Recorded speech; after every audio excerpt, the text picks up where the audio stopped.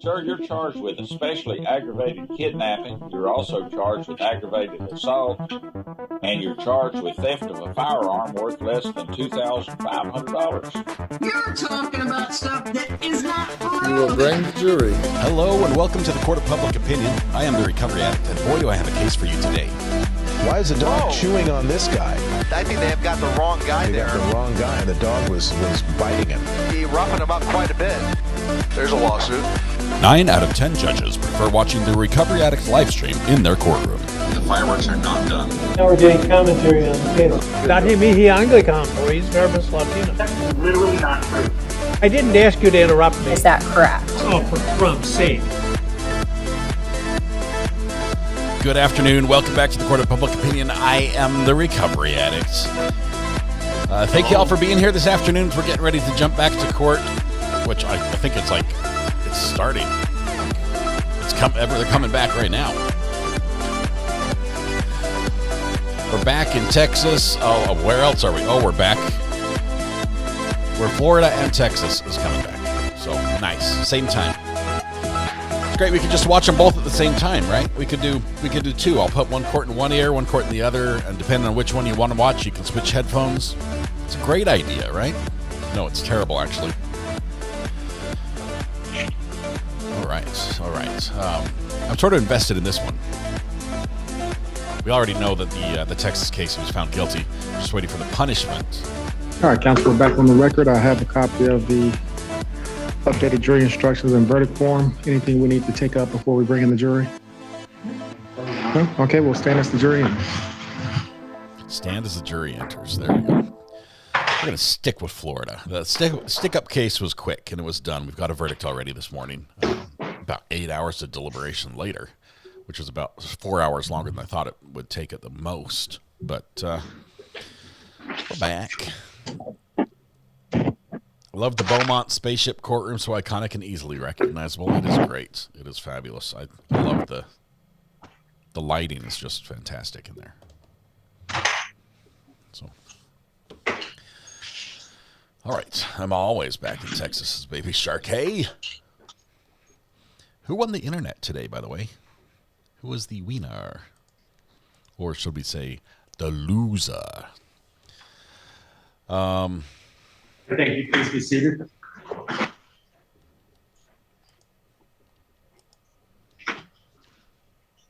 All right, ladies and gentlemen, both the state and the defense have now rested their case. And that concludes the evidentiary portion of this trial. Please pay attention to the instructions I'm about to read you. Members of the jury, I thank you for your attention during this trial. Please pay attention to the instructions I'm about to give you. David Gatewood, the defendant in this case, has been accused of the crime of aggravated assault on a law enforcement officer. To prove the crime of aggravated assault on a law enforcement officer, the state must prove the following 7 elements beyond a reasonable doubt. The first 3 elements define the crime of assault. 1, David Gatewood intentionally and unlawfully threatened, either by word or act, to do violence to Tammy Marshall. 2, at the time, David Gatewood appeared to have the ability to carry out the threat. 3, the act of David Gatewood created in the mind of Tammy Marshall a well-founded fear that the violence was about to take place. 4, the assault was made with a deadly weapon. 5, Tammy Marshall was at the time a law enforcement officer. 6, David Gatewood knew Tammy Marshall was a law enforcement officer. I don't think 7, I have that. At the time of the assault, Tammy Marshall was engaged in the lawful performance of her duties. The court instructs you that a probation officer is a law enforcement officer. If the circumstances were such as to ordinarily include a well-founded fear in the mind of a reasonable person, then Tammy Marshall may be found to have been in fear. An actual fear on the part of Tammy Marshall need not be shown. A deadly weapon is any object that will likely cause death or great bodily harm if used or threatened to be used in the ordinary and usual manner contemplated by its design and construction. An object not designed to inflict bodily harm may nonetheless be a deadly weapon if it was used or threatened to be used in a manner likely to cause death or great bodily harm. Great bodily harm means harm that is more than slight, trivial, minor, or moderate. It is not necessary for the state to prove that the defendant had an intent to kill. If the evidence does not convince you that the defendant committed the main crime of which he is accused, there may be sufficient evidence that he committed a lesser included crime. In other words, if you decide the main accusation has not been proved beyond a reasonable doubt, you would need to decide if the state proved beyond a reasonable doubt that the defendant is guilty of a lesser included crime. The lesser included crimes of aggravated assault on a law enforcement officer are aggravated assault, assault on a law enforcement officer, improper exhibition of a firearm, and assault. To prove the lesser included crime of aggravated assault, the state must prove the following 4 elements beyond a reasonable doubt. The first 3 define assault. First, David Gatewood intentionally and unlawfully threatened by word or act to do violence to Tammy Marshall. 2, at the time David Gatewood appeared to have the ability to carry out the threat. 3, the act of David Gatewood created in the mind of Tammy Marshall a well-founded fear that violence was about to take place. And 4, the assault was made with a deadly weapon. Of course, the definition of deadly weapon I previously defined to you. And also it is not necessary for the state to prove the defendant had an intent to kill. And if the circumstances were such as to ordinarily induce a well-founded fear in the mind of a reasonable person, then Tammy Marshall may be found to have been in fear, and the actual fear on the part of Tammy Marshall need not be shown. To prove the lesser included crime of assault on a law enforcement officer, the state must prove the following 6 elements beyond a reasonable doubt. The first 3 elements define assault. I've read those first 3 elements to you previously twice. They are the same. In addition to those first 3 elements, the state must prove 4, Tammy Marshall was at the time a law enforcement officer. 5, David Gatewood knew Tammy Marshall was a law enforcement officer. 6, at the time Tammy Marshall was engaged in a lawful performance of her duties. I instruct you again that a probation officer is a law enforcement officer. Again, if the circumstances are such that to ordinarily induce a well-founded fear in the mind of a reasonable person, then Tammy Marshall may be found to have been in fear, and the actual fear on the part of Tammy Marshall need not be proven. To prove the lesser included crime of improper exhibition of a firearm, the state must prove the following 3 elements beyond a reasonable doubt. 1, David Gatewood had or carried a firearm. 2, David Gatewood exhibited the firearm in a rude, careless, angry, or threatening manner. 3, he did so in the presence of 1 or more persons. An object not designed to inflict bodily harm may nonetheless be a deadly weapon if it was used, threatened to be used, or intended to be used in a manner likely to cause death or great bodily harm. Great bodily harm means harm that is more than slight, trivial, minor, or moderate. A firearm means any weapon, including a starter gun, which is designed to or may readily be converted to expel a projectile by the action of an explosive. The frame or receiver of any such weapon, any firearm muffler or firearm silencer, any destructive device, any machine gun. The term firearm does not include an antique firearm unless the antique firearm is used in the commission of another crime. To prove the lesser included crime of assault, the state must prove the following 3 elements beyond a reasonable doubt. And I'll read these to you again. First, David Gatewood intentionally and unlawfully threatened by word or act to do violence to Tammy Marshall. 2, at the time David Gatewood appeared to have the ability to carry out the threat. And 3, the act of David Gatewood created in the mind of Tammy Marshall a well-founded fear that violence was about to take place. It is a defense to the crime of aggravated assault on a law enforcement officer and all lesser included crimes if the actions of David Gatewood constituted justifiable threatened use of deadly force. Deadly force means force likely to cause death or great bodily harm. Great bodily harm means great as distinguished from slight, trivial, minor, or moderate harm. David Gatewood does not have the burden of proving that he was justified in threatening to use deadly force. Instead, for you to find the defendant guilty, the state must prove beyond a reasonable doubt the defendant was not justified in threatening to use deadly force. The law on the justifiable threatened use of deadly force is as follows. David Gatewood was justified in threatening to use deadly force if he reasonably believed that such force or threat of force was necessary to prevent death or great bodily harm to himself or another. David Gatewood had no duty to retreat before threatening to use deadly force. In deciding whether David Gatewood was justified and the threatened use of deadly force, you must consider the circumstances at the time the force or threatened use of force was used. The danger need not be actual. However, to justify the threatened use of deadly force, the appearance of imminent danger must have been so real that the defendant actually believed the threatened use of deadly force was necessary. Moreover, to justify the threatened use of deadly force, a reasonably cautious and prudent person under the circumstances will have believed the threatened use of deadly force was necessary. It is also a defense to the crime of aggravated assault on a law enforcement officer and any lesser included offense, including the offenses of aggravated assault, assault on a law enforcement officer, improper exhibition of a dangerous weapon or firearm, or assault if the actions of David Gatewood constituted the justifiable use or threatened use of non-deadly force. Non-deadly force means force not likely to cause death or great bodily harm. Great bodily harm means great, as distinguished from slight, trivial, minor, or moderate harm. David Gatewood does not have the burden of proving that he was justified in using or threatening to use non-deadly force. Instead, for you to find the defendant guilty, the state must prove beyond a reasonable doubt that the defendant was not justified in using or threatening to use non-deadly force. The law on the justifiable use or threatened use of non-deadly force is as follows. David Gatewood was justified in using or threatening to use non-deadly force against Tammy Marshall and had no duty to retreat if, 1, Tammy Marshall was about to trespass or was trespassing or was about to wrongfully interfere or was wrongfully interfering with real property other than a dwelling or personal property, and 2, the real property other than a dwelling or personal property was lawfully in David Gatewood's possession or in the possession of a member of his immediate family or household, or in the possession of some person whose property he was under a legal duty to protect, and 3, David Gatewood reasonably believed that his use or threatened use of force was necessary to prevent or terminate Tammy Marshall's wrongful behavior.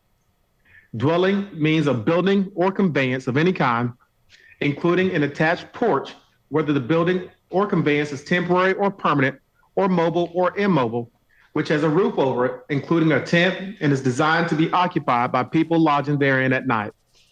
Residence means a dwelling in which a person resides either temporarily or permanently, or is visiting as an invited guest. In deciding whether David Gatewood was justified in the use or threatened use of non-deadly force, you must consider the circumstances at the time the force or threatened use of force was used.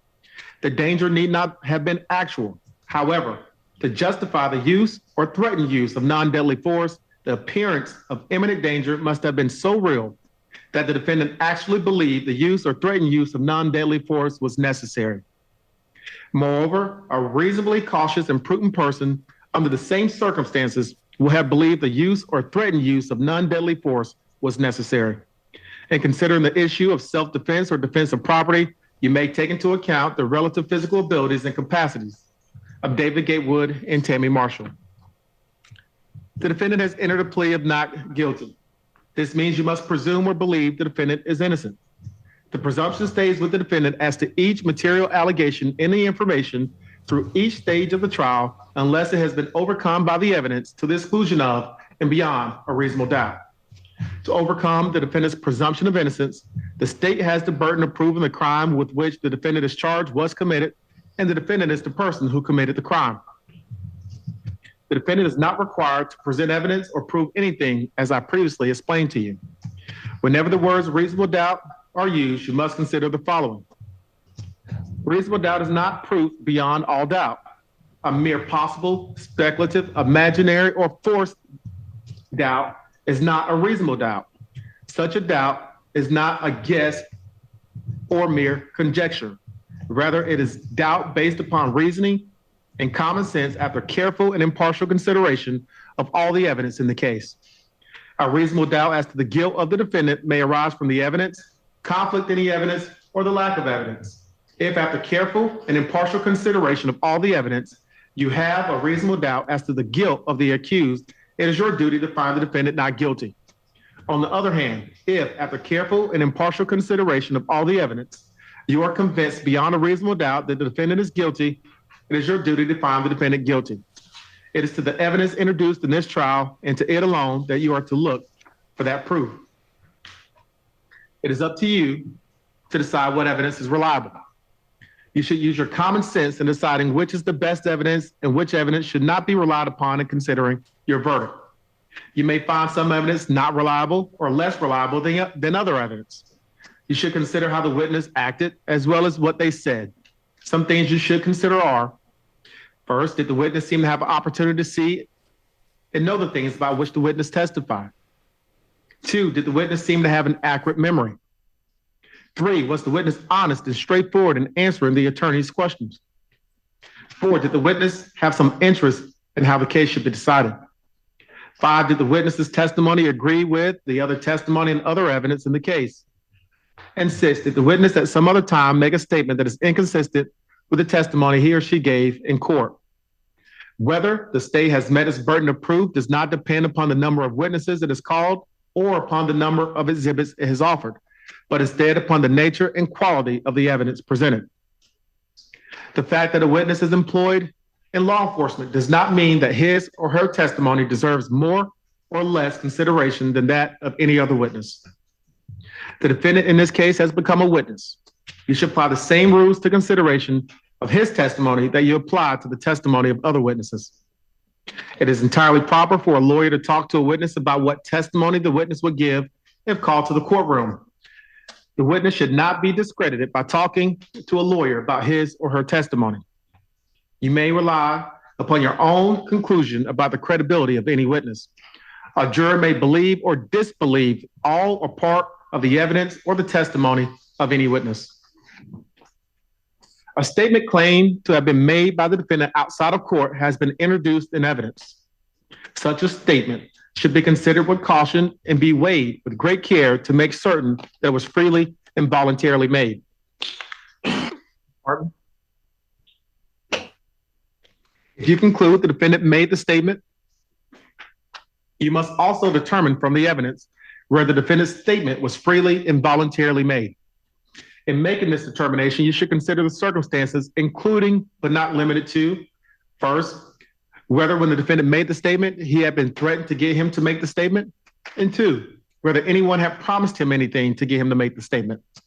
If you conclude the defendant made the out-of-court statement, but it was not freely and voluntarily made, you should disregard it. The attorneys will now present their final arguments. Please remember what the attorneys say is not evidence or your instruction on the law. However, do listen closely to their arguments. They are intended to aid your understanding of the case. Each side will have equal time, but the state is entitled to divide its closing argument into an initial and rebuttal after the defendant has been heard. On behalf of the state, Ms. Ford. And Madam Clerk, can you please screen? All right, let's see how they do on the closings. I think defense needs to knock it out of the park. Really tying this together, focusing on just heard a lot of jury instructions from the judge, and I just kind of want to pinpoint and identify some things I want you to look at as you deliberate in these proceedings. The charge that we're here for, and the judge has just read this off, is aggravated assault on a law enforcement officer. And it looks like a lot of elements. It's 7 elements. So the big one is that he intentionally and unlawfully threatened by word or act. The evidence is that a gun was used. At the time he had the ability to carry it out, he had the gun in his hand. He testifies to that, and Tammy Marshall testifies to that. The act created in the mind of Tammy Marshall a well-founded fear. And we heard her 911 call where she told us she was shaking like a leaf. We saw her on the stand, very upset about having to speak about this. The assault was made with a deadly weapon, and you're going to find out a deadly weapon is a firearm. And Mr. Gatewood and Miss Marshall both agree that a firearm was used. She was a law enforcement officer at the time because she was a probation officer. And he knew she was a law enforcement officer at the time because she had the badge on, she had the outfit on, and she knocked on the door and said probation. And at the time of the assault, Tammy Marshall was engaged in the lawful performance of her duties. And I know it got a little jumbled, but what she was doing and how it all came out is that there was a probationer from Panama City that was moving to Washington County. And he had come and met with her about a week before and gave her this address that she had. And she was going in there to check and verify that this was the home that that man lived at. And that was the lawful duty in what she was doing. She had checked on 10 other probationers, I believe the testimony was, and that's what her lawful duty she was doing that day. And we'll talk a little bit more. A probation officer is a law enforcement officer. She clearly was in fear. A firearm is a deadly weapon. These are all definitions underneath this, this charge. So the next thing you're going to see is justifiable use of deadly force and non-deadly force. So let's first talk about what deadly force is. Deadly force means force likely to cause death or great bodily harm. Great bodily harm means great as distinguished from slight, trivial, minor, or moderate. So what is the deadly force that we were talking about? Miss Marshall came and testified that he pointed the gun at her, that he cocked it, and she thought she was going to die. That was the deadly force that was she's alleging occurred. Now, in order to give deadly force, Mr. Gatewood would need to feel like he was reasonably threatened with deadly force. So, in order to be justified to do this, he would have to reasonably believe for such a threat of force was necessary to prevent imminent death or great bodily harm to himself or others. So we never heard from the defendant that he thought he was going to die that night. He never said that in any of his testimony. Ms. Marshall didn't say that she did anything threatening. She never pushed him. She never said, I'm going to get you. She never said, I'm taking you to the law. There was no evidence that anything Ms. Marshall did toward Mr. Gatewood would cause Mr. Gatewood to believe that he was going to die immediately. But what he did was point a gun at Ms. Marshall and make her believe that she was going to die. Now let's talk a little bit about non-deadly force. And in order to use non-deadly force, we have to prove three things: that Tammy Marshall was about to trespass or was trespassing, or about to wrongfully interfere with real property. Okay, so what was Tammy Marshall doing there? She was there looking for a probationer. She was not there to party at his house or steal from him or hang out there or intimidate him. I can submit to you that there is no evidence that she was trespassing. She was knocking on the door looking for a probationer. Then second, the real property other than the dwelling or personal property in the possession of the immediate family or household, essentially number two is this property the defendant has a legal duty to protect. This is his house and he can protect his house, right? So we got to talk about what he's protecting his house from. And then finally, he needed to use non-deadly force to prevent or terminate Tammy Marshall's wrongful behavior. So again, let's talk about Tammy Marshall's behavior in all of this, because this is what matters. This is his frame of thought. So he had to believe that she was trespassing or doing something wrongful in order to protect his property, right? So the evidence isn't there. She's saying, she's knocking on there saying, I'm probation. That's who I am. There's no evidence that she was trespassing. There's no evidence that she was acting like she was going to harm the property or harm the defendant. So none of these there was no justifiable reason to use that firearm that evening. Okay, this is the verdict form, and the judge is going to read it to you in a little bit. And it gets complicated because there's lesser included. So the first one is aggravated assault on the law enforcement officer. That's what the state has proven. We know that she was a law enforcement officer because she was a probation officer. We know it was aggravated assault because he pointed a gun at her. The second one is just aggravated assault, and it doesn't involve a law enforcement officer. But we know she was one because she had the shirt on and the badge on. The third one is guilty of just regular assault on a law enforcement officer. So that's just saying a threatening thing. It's not involving a deadly weapon. That's without a firearm. So now it's just saying, I'm going to get you, and she's a law enforcement officer. We know more that happened. We know that the gun was in play. We know the gun was in play from the defendant and Ms. Marshall. So more than that happened. The fourth one is the defendant is guilty of improper exhibition of a firearm. That means he recklessly displayed the firearm. But we know more than that happened. We know that Ms. Marshall showed up. She was scared for her life, and she had to back away and get back in her car. And then finally, the last one is assault. Assault is just basically making a threat. We know more than a threat happened. We know a firearm was involved. We know a probation officer was involved. And we know that she felt in fear for her life. So the instructions are going to tell you, you have to find for the highest level that the state has proven. And I submit to you, we have proven all the elements of number one. in that she was a law enforcement officer, a gun was pointed at her, and she was in fear for her life. Again, we have witnesses. You heard from Tammy Marshall, Jeremy Anderson, and Ayden Tate. The evidence we have is that she called 911 immediately afterwards, and you hear that testimony. We have the photo of Tammy and how she appeared that night, and we have a photo of the gun. And remember, the officers testified that the defendant showed him the gun, and that Ms. Marshall identified the gun as the one that was used. And as you look at this evidence, and would I like to have surveillance? Yes. Would I would like to have more evidence here? Yes. It feels like sometimes we're dealing with competing stories.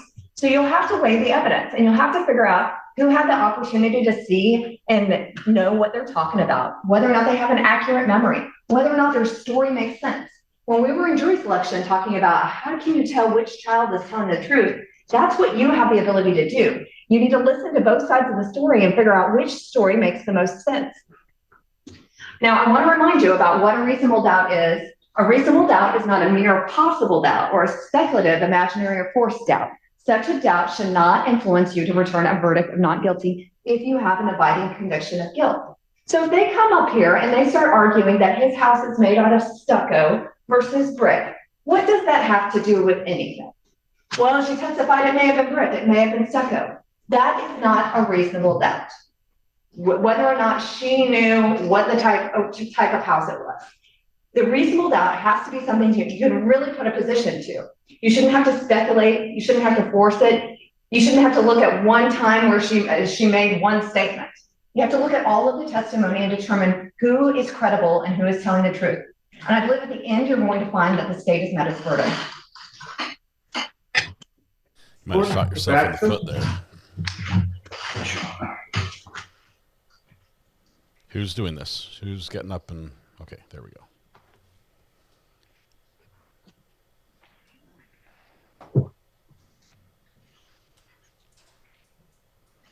Thank you, ladies and gentlemen, for being here, and thank you for being patient with us. Sometimes attorneys can get a little bit long-winded, so I will try my best to keep this short, and hopefully we can get you out of here on time. Some things that I want to discuss. First of all, I want to hit on what the state had just got done talking about. She talked to you about, the process of what Mrs. Tammy Marshall did and how she had to go out there and verify the address of the defendant. But I want to remind you, or at least this is how I perceived it.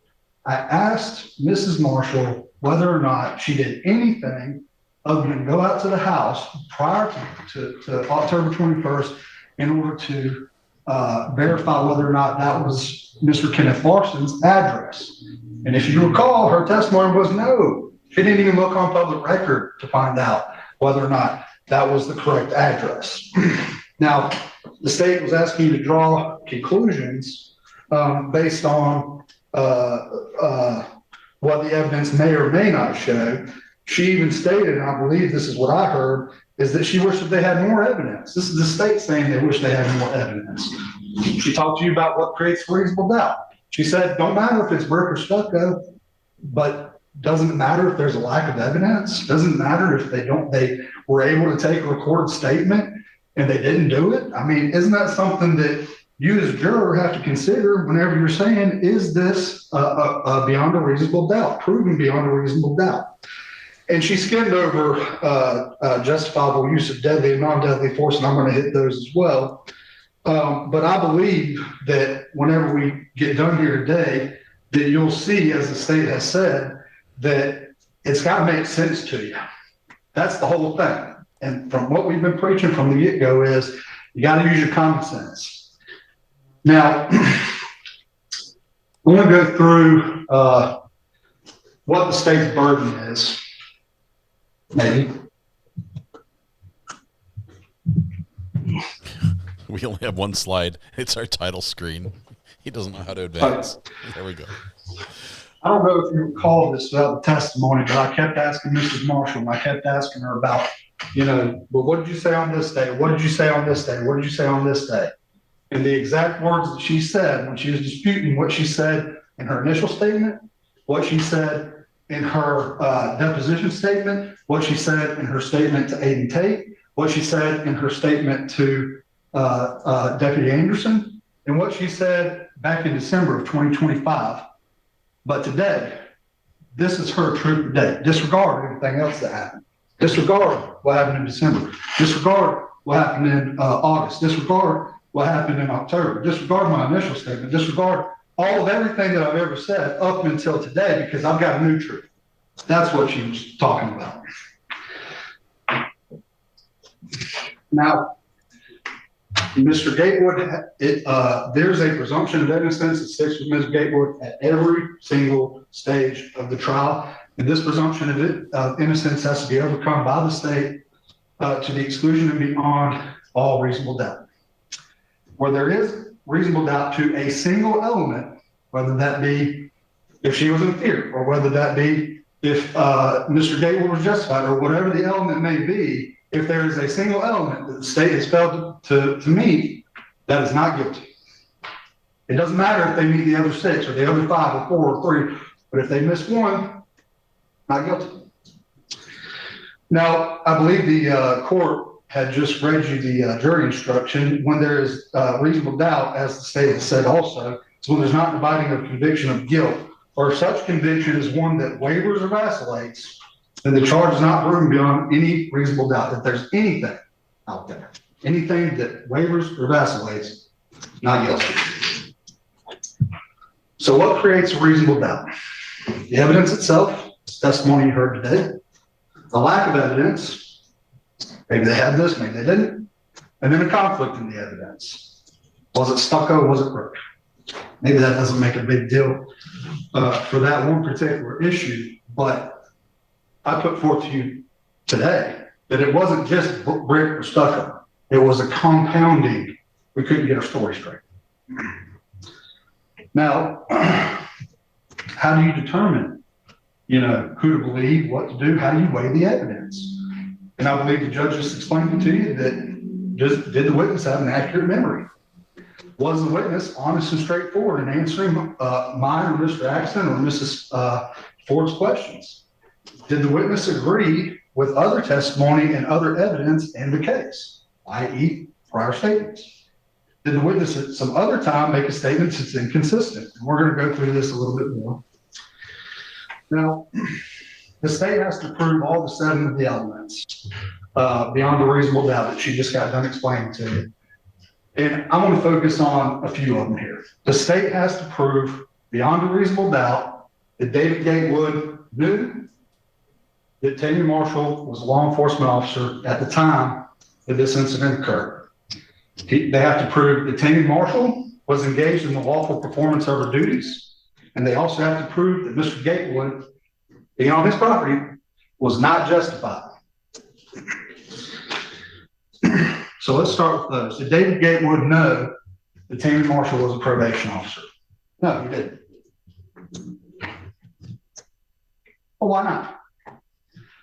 And I'll submit to you that David Gatewood, he consistently denied. He told Deputy Anderson, I didn't know she was a law enforcement officer, never heard her say it, didn't see it. It was dark out.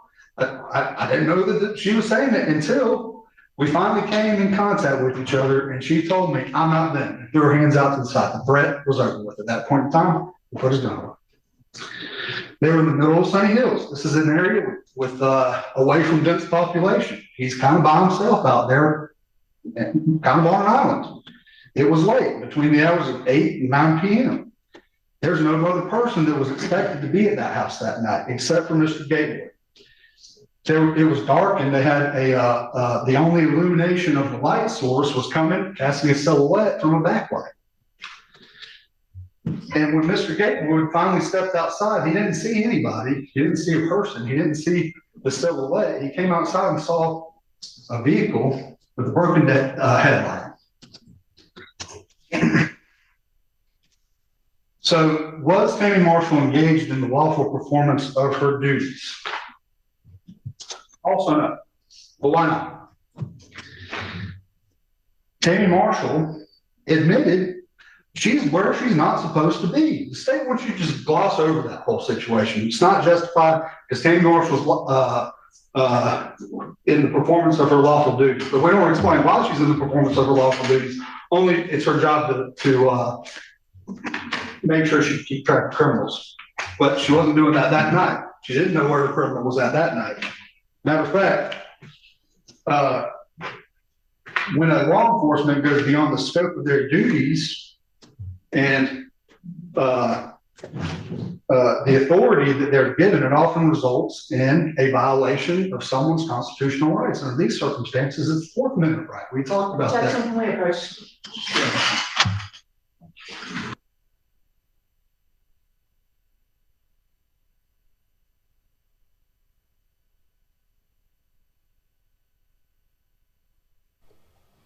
See if the judge allows this argument. I think he said they could argue this. No, he said they could argue the side door at closing.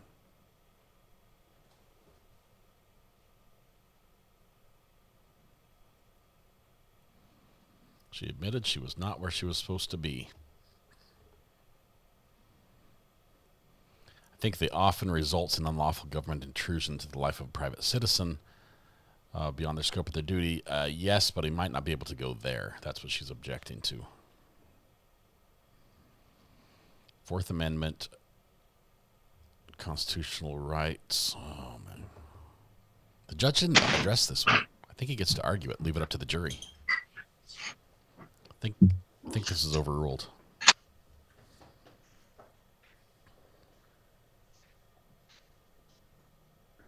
Nope, sustained. I want to go back for a little bit. I know it says talking about justification, but I do need to hit some more points here. Now, I want you to remember something, and I think that this is another important point that the state plants. Tammy Marshall didn't come to the front door as a salesman would and come up there, hey, I got some soap I'm trying to sell you. Can you want to come to the door and talk to you? That's not how it happened. She came to the side door, banging on the door, a police knock. That Jeremy Anderson described, it wasn't because if it was it had to be a probation. That's what the state wants you to believe. Law enforcement can't break the law in order to enforce it. Now, before we get into justification, and I submit to you, if she wasn't at the front door, knocking on the front door, she was not where she was supposed to be that night. And if she's not where she's supposed to be that night, she's beyond the scope of her duties. And even she said, I was not supposed to be there that night. Now, Ayden Tate got up here, and I don't know if y'all had recalled, but we talked about Intoxilizer 5000. We talked about mass spectrometer, gas chromatography. I can't even pronounce that. We talked about the Black Hawk helicopter. Ayden Tate came up here and he stated, as the backup officer, that he heard Mr. Gatewood say that he pointed a gun and that they got a recorded statement. Now, the primary officer, Jeremy Anderson, the guy who's the primary contact with Mr. Gatewood, if you'll remember, he said he pulled or brandished the firearm. He didn't say he pointed it. We made that a point of clarification. Jeremy Anderson said pulled or brandished, the main guy. Oh, by the way, where's the recorded statement we're talking about? We don't have that. Lack of evidence. And when there's that lack of evidence, there's reasonable doubt. I also want to talk about the justifiable use of force. Was Mr. Gatewood justified in what he did that night? Absolutely. He was justified. Why was he justified? First of all, let's talk about what is justification. It's the state's burden to prove beyond reasonable doubt that Mr. Gatewood was not justified while he was at his house. And what does it mean to be justified? It means that Mr. Gatewood, and I believe it's in your jury instructions, so y'all trust that. Mr. Gatewood is justified when and to the extent he reasonably believed that his conduct was necessary to prevent or terminate Tammy Marshall's trespass on or other tortious criminal interference of real property. Also, if he's justified in the prevention of a forcible felony. That's the difference. We're talking about justifiable use of non-deadly force and justifiable use of deadly force. So how do we know that Mr. Gatewood was justified? Where were they at? They're on his property. They're not on public. They're not at Mr. Marshall's property. They're at his home, banging on the door. And then was his conduct reasonable under the circumstances? Between 8 and 9 p.m. He's getting ready in his bed, getting ready in the comfort of his home, watching TV. Here's the banging loud enough over the TV without his hearing aids in order to signify we got a problem here. His home is out in the middle of nowhere, kind of, and he's not expecting anyone to come. His peace, the peace that he felt in his home, was disturbed, and it wasn't from a salesman selling you some soap. It was from what could have been perceived as someone trying to commit a forcible felony. Okay. Not only was there the loud slapping, not only was it in the middle of the night, not only was it in the middle of nowhere, but you got Jeremy Anderson coming up here talking about how someone's looking through the windows, trying to find out who's all in there.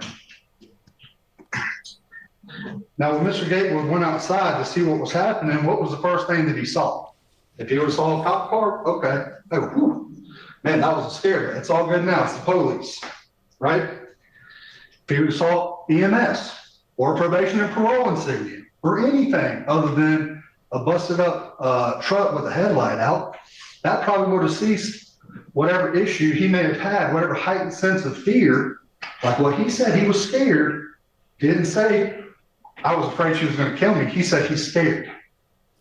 I think by implication, you can understand why. He was frightened that someone was going to break into his house, and he even told that to Tammy Marshall, who told her dispatch. He said, she scared me. So let's move on. What is the state trying to tell you here? You got to make it make sense. You got to use your common sense, because I'm not really sure that I'm getting this right now. For the state's case to be correct, the following issues must be true. David Gatewood saw and recognized Tammy Marshall as a law enforcement officer in the dark with minimal lighting, where Tammy Marshall missed the mailbox. She missed the house numbers. She missed every indication of, hey, I'm in the right place. Believe that she missed all that. Don't believe David Gatewood, because he knew that she was law enforcement, right? Wrong. That don't make no sense. Tammy Marshall can't be a trespasser. She's got to be in the right place for the state's case to make sense. The numbers, which became an issue, cannot be on the mailbox, and they cannot be on the house. And we've got even Tammy Marshall over here saying they were there. I just didn't see them. Or maybe she should have saw them, but she didn't go to the right place. David Gatewood waited for Tammy Marshall. This must be true, and I think this is the biggest point that I really focus in on here whenever I think about the case. In order for the state's case to be correct, for them to prove beyond a reasonable doubt, Mr. Gatewood had to wait to find out that Tammy Marshall is law enforcement. And after he found out that she's law enforcement, that's when he cocked the hammer back. As if, by some macro leap in logic, he wanted law enforcement to be out there so they could carry out some vengeance. What? How? You got to make it make sense. Waiting to figure out it's law enforcement and then cock the hammer? From someone who's experienced in these sort of matters. That's what he's waiting on. And not only that, but then even after he allegedly, according to the state, cocked the hammer after he found out that she's law enforcement, you got to make it make sense that Tammy Marshall had to stay there and engage him in conversation for approximately 2 or 3 minutes, according to Mr. David Gatewood's testimony, while at gunpoint. Oh, and by the way, Tammy Marshall's truth, while he is holding her at gunpoint, she's engaging him in conversation because she's trying to keep him from pointing the gun at her. We talked about that on December 2nd, 2025. I asked her about that. She said, I was trying to keep it a draw from her. Well, I was trying to keep it from pointing it at me. Why were you engaging in a conversation? If he already had you at gunpoint, why would you have to engage him in a conversation to keep him from pointing the gun at me? That doesn't make any sense, okay? In order for the state's case to be true, this truth today, according to Tammy Marshall's testimony, if you recall, I have that, this is her truth today. Her truth has to be consistent with what happened today, with what happened in her initial statement. It has to be consistent with what happened when she gave her statement to Ayden Tate. It has to be consistent with her statement that she gave on August 8th. It has to be consistent with her statement that she gave on December 2nd. And I promise y'all, if y'all can't tell by looking at me, I wasn't walking back and forth because it was good for my health. My preference is I wouldn't do that. I was walking back and forth to make a point, to show every time that I came up there and gave her a piece of paper, it's inconsistent. Now, I'm going to get into reweighing the evidence and revisit that and talk about, are there inconsistencies with Tammy Marshall's testimony?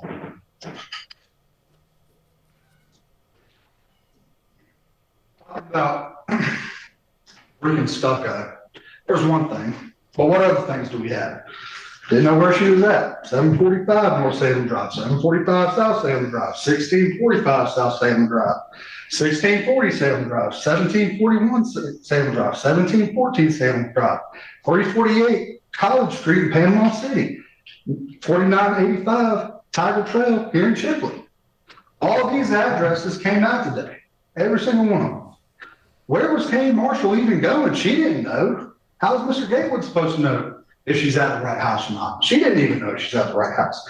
And she gave these statements because she didn't know. But eventually, she ended up hitting the right one. She hit 1745 Salem Drive, which is Mr. Gatewood's address. If you recall, I asked her, where did you get that address? She said from her paperwork.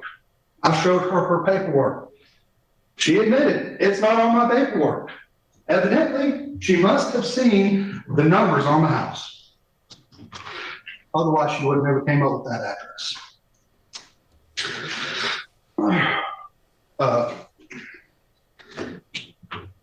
Also, not only the brick or stucco, not only the numbers on the mailbox or on the house, did she turn around? Did she back up? Inconsistency. Was it a soft knock? Probation! Or was it a loud slap? Was it Mr. Gatewood inside the doorway, like what she had told dispatch? Or did they meet outside the house? Did Tammy Marshall depart from her initial statement at any point in time when her memory was freshest? Did she come in here today and talk about what her truth was today? And whenever she got her, again, getting the information from the travel log, I don't know where she got that address. She could have just been making up fairy dust. We don't know.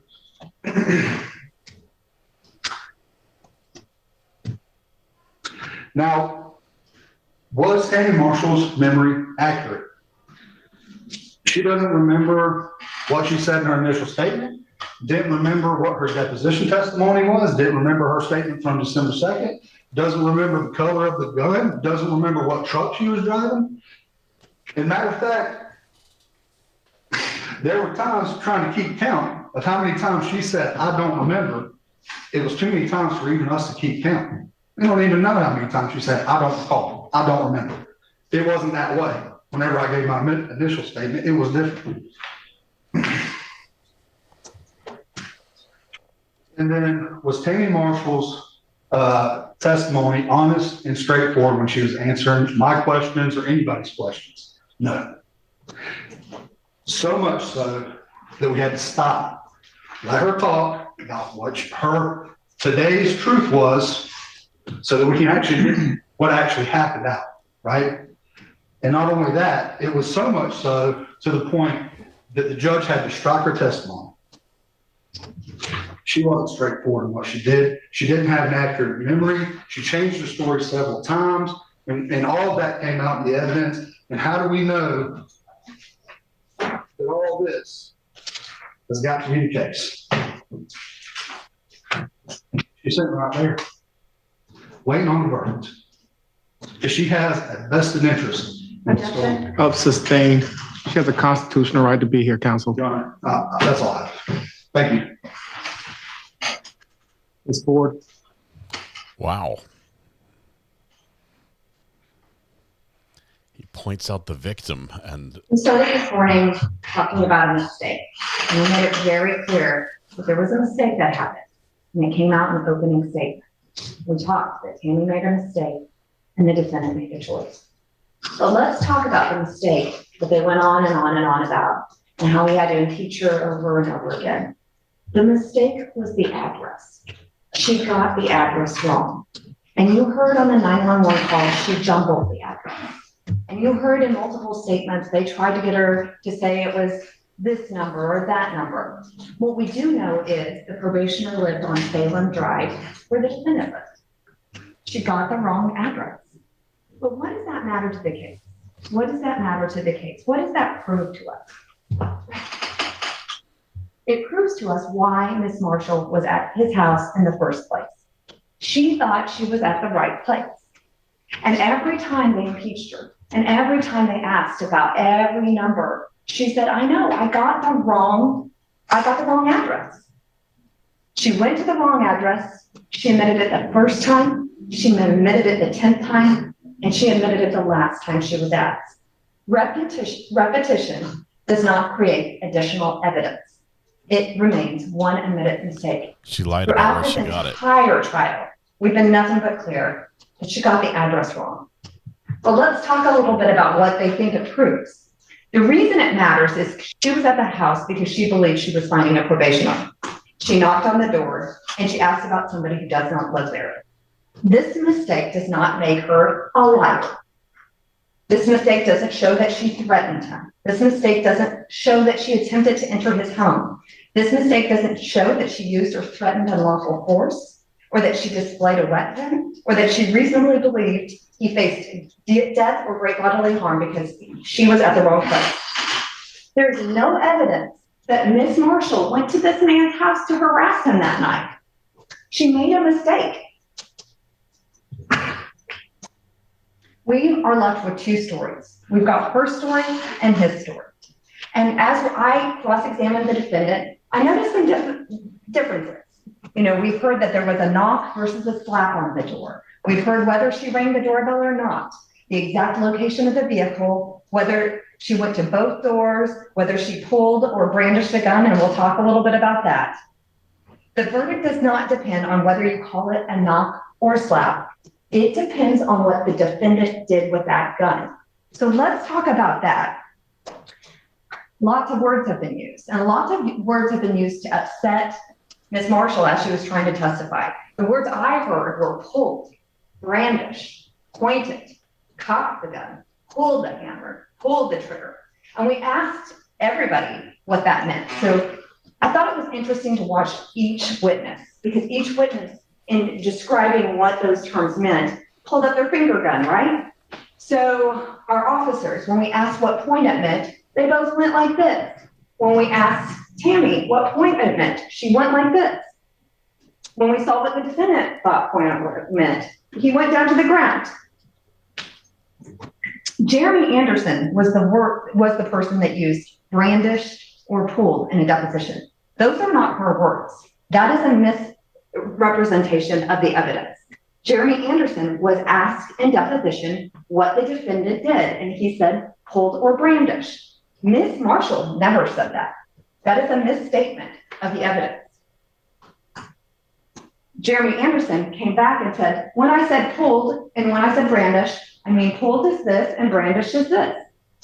It's all the same. So if we're getting into semantics, what Ms. Marshall clearly said, there was no doubt that it wasn't like this. It was always pointed out toward her.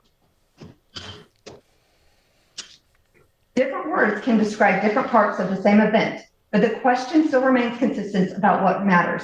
The defendant confronted her with a firearm and pulled it at her. According to the defendant, he came out with the gun. He came out with the gun before he saw anyone. The gun was already out before he addressed the issue. Ms. Marshall stood there with empty hands, and then he lowered or repositioned the gun only after he figured out that she was a probation officer. So I want to talk about, there is a difference in their story, but where their story aligns is who has the gun? The defendant. And what's going on with Tammy Marshall's hands? Are they here? Are they here? According to Tammy, she says, okay, we don't have to do this. According to Mr. Gatewood, they're down. But that is where the story intersects. That's where we can compare the story. Interesting enough, we have to compare both stories. And both stories start with a beginning, a middle, and an end. And you need to consider the details. Okay, Ms. Marshall tells us that she starts on the side door, she knocks and yells probation. She goes to the front door, she sees a person in the window, then the next thing she sees is the defendant with a gun. And that's where their story comes together. She says the defendant cocks the gun. She says you don't have to do this. She's got her hands up and she walks back.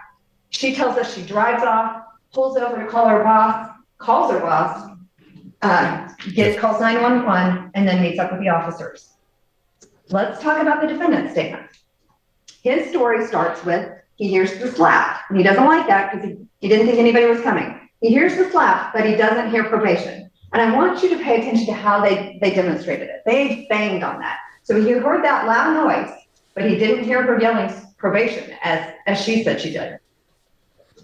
He comes out with a gun. He admits that he has the gun.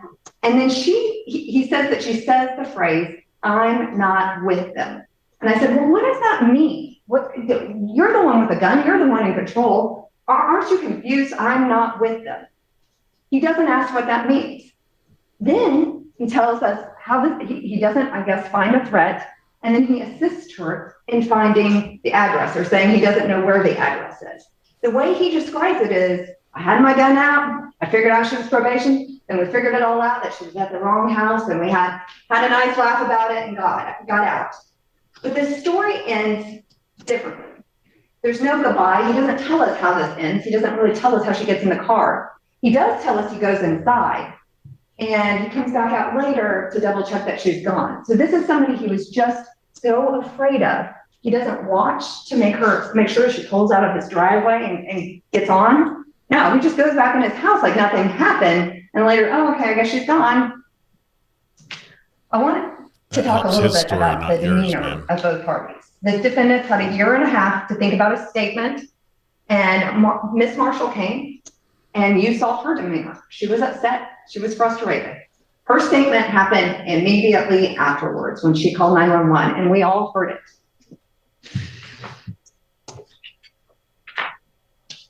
The darkness issue has kind of come up. It was dark, and she thought she was at the right house. We keep saying that. But the defendant even admits it was dark, so he didn't know that she was a probation officer, though he conveniently denies not hearing probation. But even though it was so dark, he could give us her exact hand position. Even though it was so dark, he could tell whether or not she rang the doorbell and which door she approached. All of those things, it was not dark enough for her. It wasn't dark enough for him to see. But when we're trying to figure out whether or not this woman was a probation officer, it was too dark.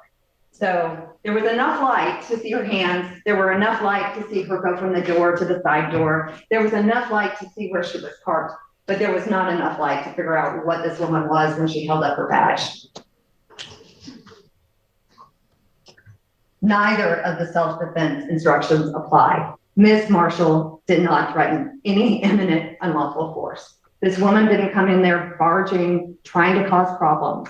You saw how she was on the stand. She was outside the home, she was unarmed, and even according to him, her hands were empty. A knock, or even a loud, unwanted knock, is not an unlawful force. For deadly force, she didn't threaten death or great bodily harm. She wasn't committing or attempting a forcible felony. She was not unlawfully or forcibly entering the residence, and the pointing of the firearm was not reasonably necessary. He didn't need to do that. And let's think about reasonable, because that plays into it. What would a reasonable person do when they hear a knock, knock, knock? Why not look out the window? Why not holler, hey, who is it? Why are we coming out hot with a gun? Did you get to pull a gun on a UPS driver if you weren't expecting an Amazon package that day? You can recognize two truths in this case. Ms. Marshall went to the wrong house, and the defendant was wrong to point a firearm at her. She made a mistake about an address, and he made a deliberate choice with the gun. Ms. Marshall did not force her way inside. She didn't threaten him. She didn't display a weapon. She was not an imminent threat under either self-defense instructions. The address mistake explains why she was there. It does not justify what the defendant did. The appropriate verdict is guilty. Ladies and gentlemen, these are some general rules that apply to your discussion. You must follow these rules in order to return a lawful verdict. You must follow the law first as set out in these instructions. If you fail to follow the law, your verdict will be a miscarriage of justice. There's no reason for failing to follow the law in this case. All of us are depending upon you to make a wise and legal decision in this matter. 2, this case must be decided this case must be decided only upon the evidence that you have heard from the testimony of the witnesses and have seen in the form of exhibits and these instructions. This case must not be decided for or against anyone because you feel sorry for anyone or are angry at anyone. Remember, the lawyers are not on trial. Your feelings about them should not influence your decision in this case. Your duty is to determine if the defendant has been proven guilty or not in accord with the law. It is the judge's job to determine a proper sentence if the defendant is found guilty. Whatever verdict you render, it must be unanimous. That is, each juror must agree to the same verdict. Finally, your verdict should not be influenced by feelings of prejudice, bias, or sympathy. Your verdict must be based on the evidence and on the law contained in these instructions. Deciding a verdict is exclusively your job. I cannot participate in that in any way. Please disregard anything I may have said or done that made you think I prefer one verdict over the other. You may find the defendant guilty as charged or guilty of such lesser included crimes as the evidence may justify, or not guilty. If you return a verdict of guilty, it should be for the highest offense on the verdict form that has been proven beyond a reasonable doubt. If you find that no offense has been proven beyond a reasonable doubt, then of course your verdict must be not guilty. The verdict must be unanimous. That is, once again, all of you must agree on the same verdict. Only one verdict may be returned as to the crime charged. The verdict must be in writing, and for your convenience, the necessary verdict form has been prepared for you. It reads as follows. In the Circuit Court of the 14th Judicial Circuit in Fort Washington County, State of Florida, versus David Leroy Gatewood, verdict form, we, the jury, finds as follows. Defendant David Gatewood, in this case, please select only one of the following. 1, the defendant is guilty of aggravated assault on a law enforcement officer. 2, the defendant is guilty of aggravated assault, a lesser included. 3, the defendant is guilty of assault on a law enforcement officer, a lesser included. 4, the defendant is guilty of improper exhibition of a firearm, a lesser included. 5, the defendant is guilty of assault, a lesser included. 6, the defendant is not guilty. So say we all, dated this 23rd day of July, 2026, and signed by the foreperson. In just a few minutes, you will be taken to the jury room by the bailiff. The first thing you should do is choose a foreperson who will preside over your deliberations. The foreperson should see to it that your discussions are carried on in an organized manner and that everyone has a fair chance to be heard. It is also the foreperson's job to sign and date the verdict form when you all have agreed on a verdict and to return the verdict form back to the courtroom. During deliberations, you must communicate about the case only with one another and only when all jurors are present in the jury room. If a juror goes to the restroom, the deliberations should stop until the juror returns. You are not to communicate with any person outside the jury about this case until you have reached a verdict. You must not talk about this case in person or through the telephone, writing, electronic communication, such as email or any other means. Do not contact anyone to assist you Do not contact anyone to assist you during your deliberations. That was a tongue tie. These communications rules apply until I discharge you at the end of the case. If you become aware of any violation of these instructions or any other instruction I've given you during this trial, please let me know by giving a note to the bailiff. If you have a cell phone, please leave your cell phone here in the courtroom. We'll take selfies If you leave with it those till in you your seats, return. I believe they've already been brought out. Of course, they'll be guarded by the bailiff while you all are deliberating. If you need to communicate with me, send a note to the bailiff. If you have voted, do not disclose the actual vote in the note. If you have a question, I will talk to the lawyers before I answer, so it may take some time. You may continue your deliberations while you wait for an answer. I will answer any questions, if I can, in writing or orally here in open court. During the trial, items were received into evidence as exhibits. You may examine whatever exhibits you think will help you during your deliberations. If you wish to see any exhibits, please request that in writing. Are we sending the exhibits back? Except for, I guess, the 911 call? I can print them. Okay. So if you all want to see any exhibits, just let us know by sending a note to the bailiff, and we'll bring you all back out for you to look at any exhibit you want to look at, okay? In closing, let me remind you that it is important that you follow the law spelled out in these instructions in deciding your verdict. There are no other laws that apply to this case. Even if you do not like the laws that must be applied, you must use them. For more than 2 centuries, we have lived by the Constitution and the law. No juror has a right to violate the laws we all share. Counsel, any objection to the instructions as read? All right, ladies and gentlemen, if you will, please retire to begin your deliberations. Ms. Zoe White, if you'll stay here with us. Hey, Zoe. You're alternate. We're going to let them step out. We're going to start the timer, start on the deliberations. And I don't know.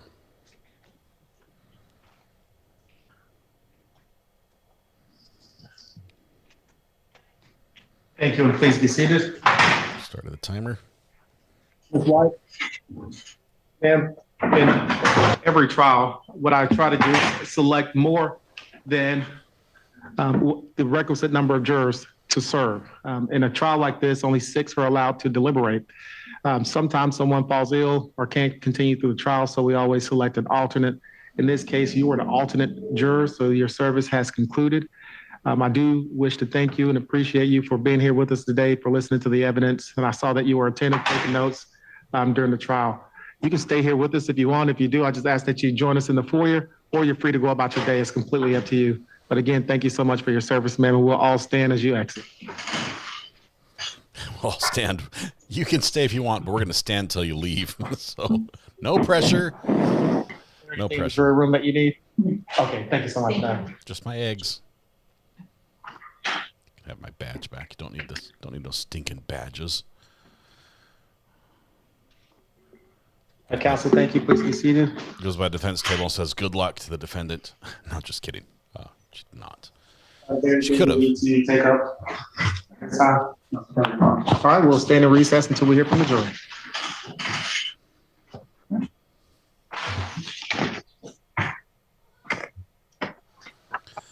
All right, we're back on Verdict Watch.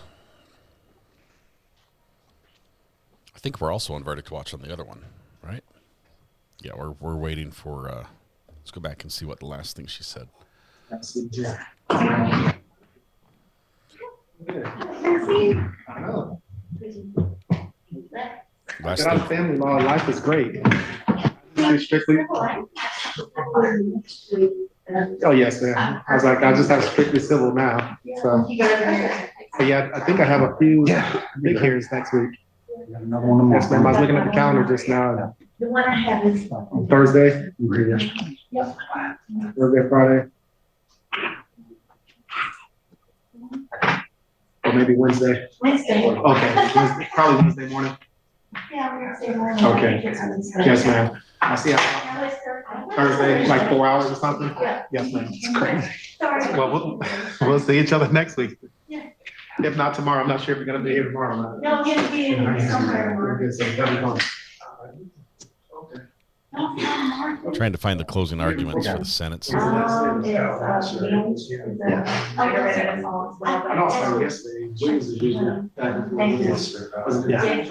right, it's just noisy down there. Hey, my first milestone with RA.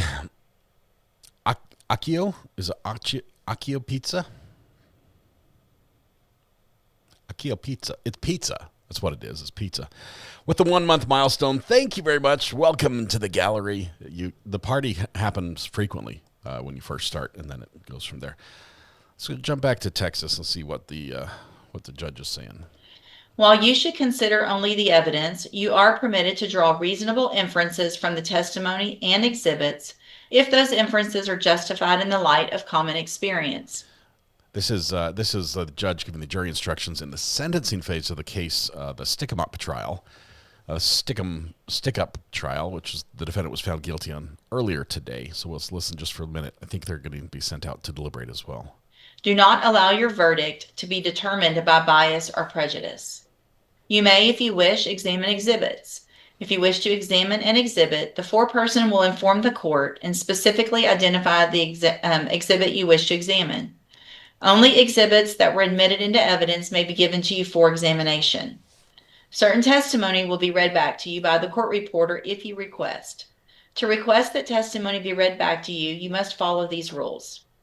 The foreperson must make the request in writing and sign it. That request must, 1, state that it is requesting that testimony be read back. 2, state that you have a disagreement about a specific statement of a witness or a particular point in dispute.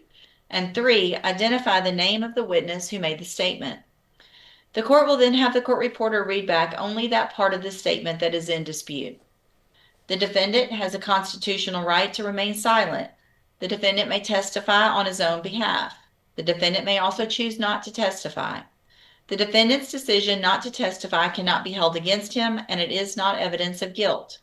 You must not speculate, guess, or even talk about what the defendant might have said if he had taken the witness stand or why he did not. The foreperson of the jury must immediately stop any juror from mentioning the defendant's decision not to testify. You must arrive at the amount of punishment by a full, fair, and free expression of the opinion of the individual jurors. You must not decide the punishment by lot or by chance.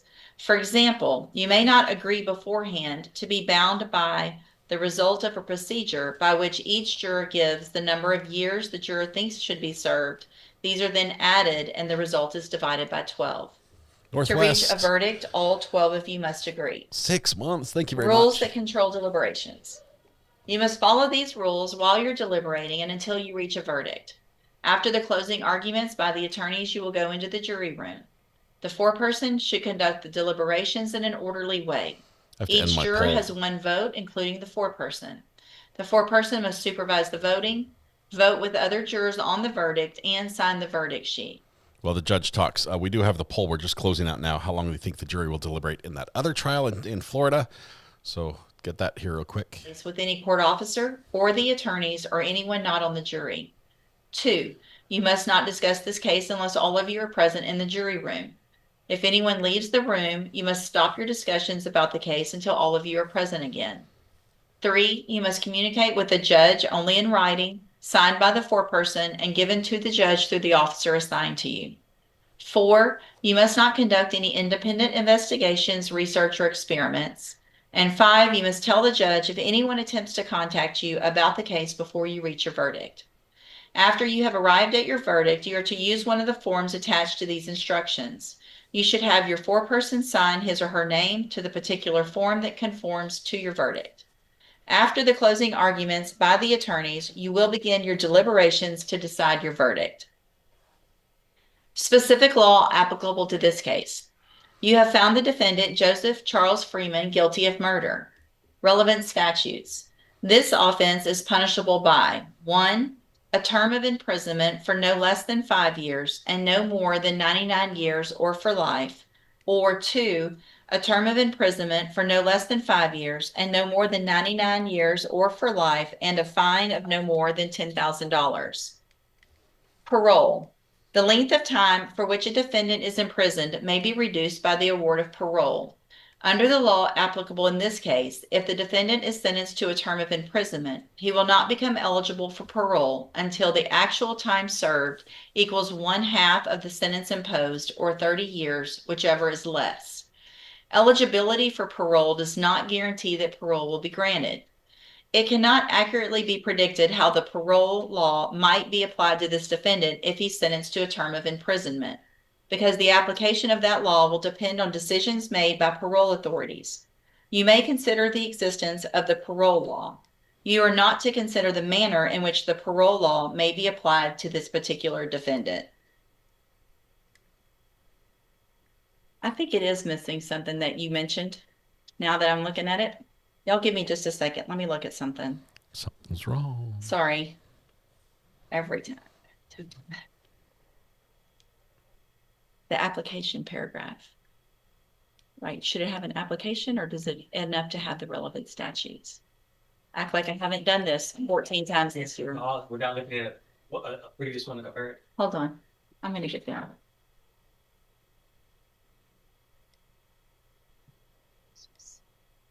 No, I think that's it. That's all it shows. We're good. Yeah. Okay. So then the last page is the verdict form.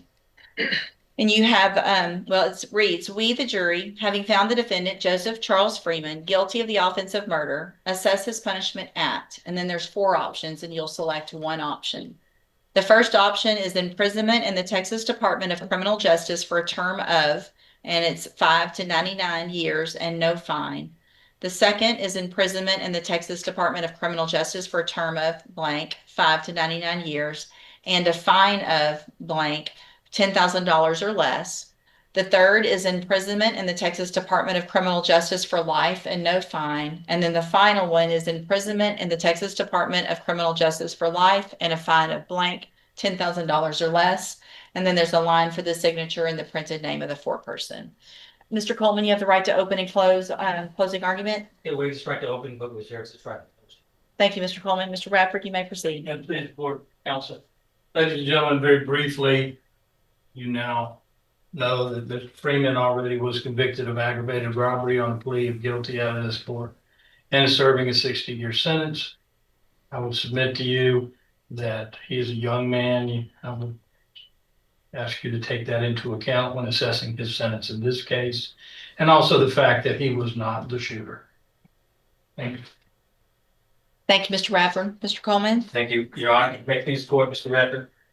Ladies and gentlemen of the jury, I will likewise be short and brief with my remarks to you, but I would be remiss if I didn't begin by thanking you on behalf of the DA's office and on behalf of Richard Shiloh and also on behalf of our community, especially our community. You get the opportunity today to be the voice for our community. You are all acutely aware of the issue or issues that we have with guns and gun violence. You get the opportunity to say by your verdict what we think and how we feel as a community about these types of offenses. It matters. These jury verdicts matter. They matter in a couple of respects. It matters as it relates to this defendant for sufficient punishment. It matters for the family of the victim when they look back on this 3 years from now, 13 years from now, however long. Your verdict says to them exactly what it meant to you. The loss meant to you as a member of this community. But it also sends a message to the other individuals who are sitting in the jail right now or who would consider to do this type of offense. It matters. It makes its rounds on the social media. It makes its rounds in the jail. Believe it or not, your verdict and what you give out in the way of a punishment will make its way back to the jail before you get off that elevator and go to the parking lot. It's funny how that happens. It matters. So I'm asking you to consider that in your verdict, the deterrent effect that your You're going to be the talk of the jail tonight. Just a couple of things in the jury charge I want to point out. I want to do something for you, and hopefully it shortens your time in your deliberations. And I have no doubt that you were thoughtful during your guilt innocence deliberations and deliberate. And I trust that you'll do the same thing during the punishment deliberations. But I think I would hope that you, like me, think that, wow, this is terrible, it's horrible. There are worse crimes that merit a life sentence. So I would submit to you that you start by crossing off life, maybe even cross off anything on the higher end, toward 80 or 70 years behind bars. But on that same that same spectrum. On the low end of the 5 years, I think the 5 years should be reserved for someone who has little to no criminal history. You've heard this defendant's criminal history. He was given an opportunity for probation on that felony evading arrest case. And how does he respond to that? By going out and committing an aggravated robbery against 2 different individuals at gunpoint. That to me is telling. There is a component there of not being rehabilitated or rehabilitatable that you should consider. So I think that merits something higher than the low end of the punishment range, whatever you deem that to be. And then another thing I'd ask you to consider is the circumstances of the offense. I tried to make it a point to ask the witness or witnesses about the park that was adjacent to that apartment complex.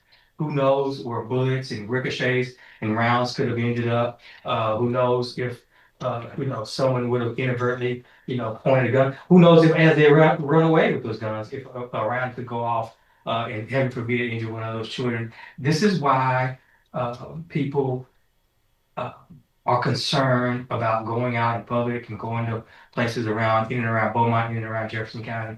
This was an afternoon, a regular day where people were at that park and look what they had to encounter. So I actually consider that. Nothing on the high end, no life, no 80, no 70, nothing. But certainly, I don't think this case merits something on the low end, 5, 10, 15.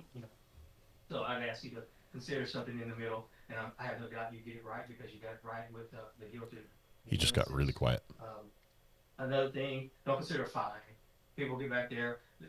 If the fine is even ever paid, it will not go to the family of the victim or anything. Who knows what the state does with it. So what I don't want you to do is get back there and waste time deliberating and trying to come up with a number on the fine. So, also, I'll close by talking about the parole law. There's a paragraph in here, and I'll encourage you to read it about the parole law. There is a possibility that this defendant will be eligible for parole after serving half of whatever the sentence will be. You can't guarantee that. You can't.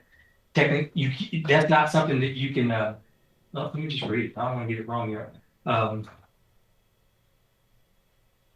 You can't accurately predict how the parole laws will be applied to this defendant. So don't try to predict how they will be applied to this defendant.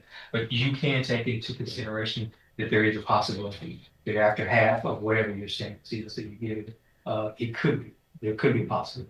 So with that, ladies and gentlemen. Again, thank you for your time. Thank you for your attention. And I have no doubt you'll get it right. You got it right the first time. So thank you.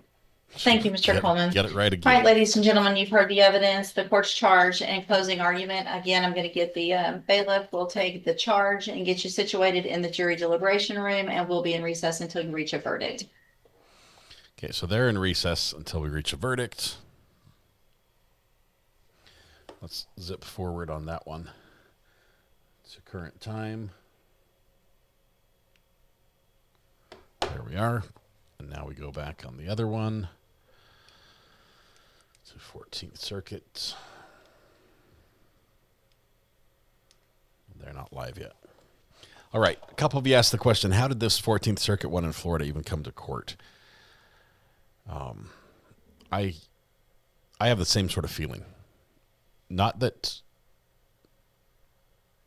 this sort of crime shouldn't be prosecuted, because I think it should, but the lack of evidence should have filtered this out before we got to this point. If you only have one witness, right? You've got one person who's testifying. Your 2 officers are literally telling you that the statements that she told you, they count against the state because they give conflicting testimony to what the witness is saying today. So you've got one witness that you can really believe, and her story's changing. I think he dropped the charge. You don't go for it.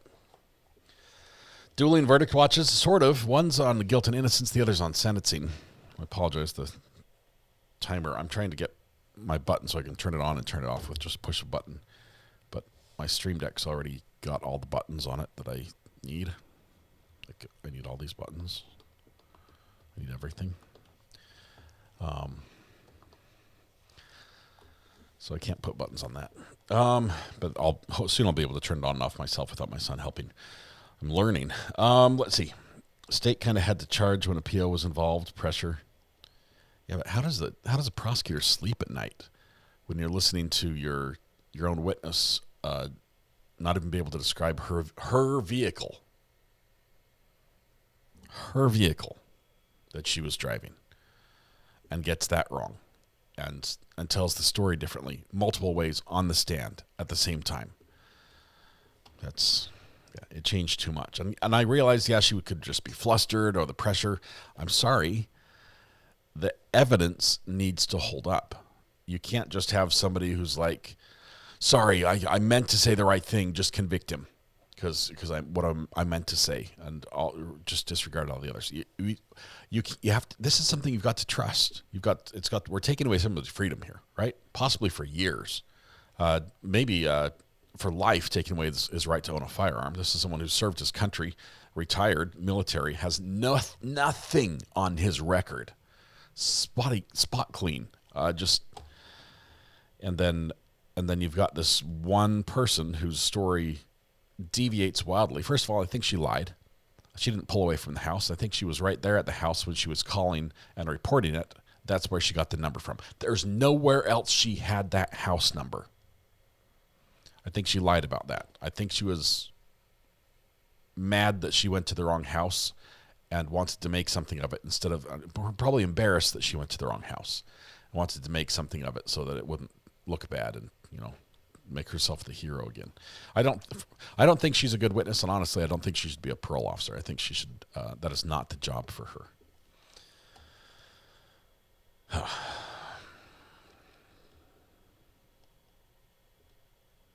Needs to learn how to stay calm. That might be part of it.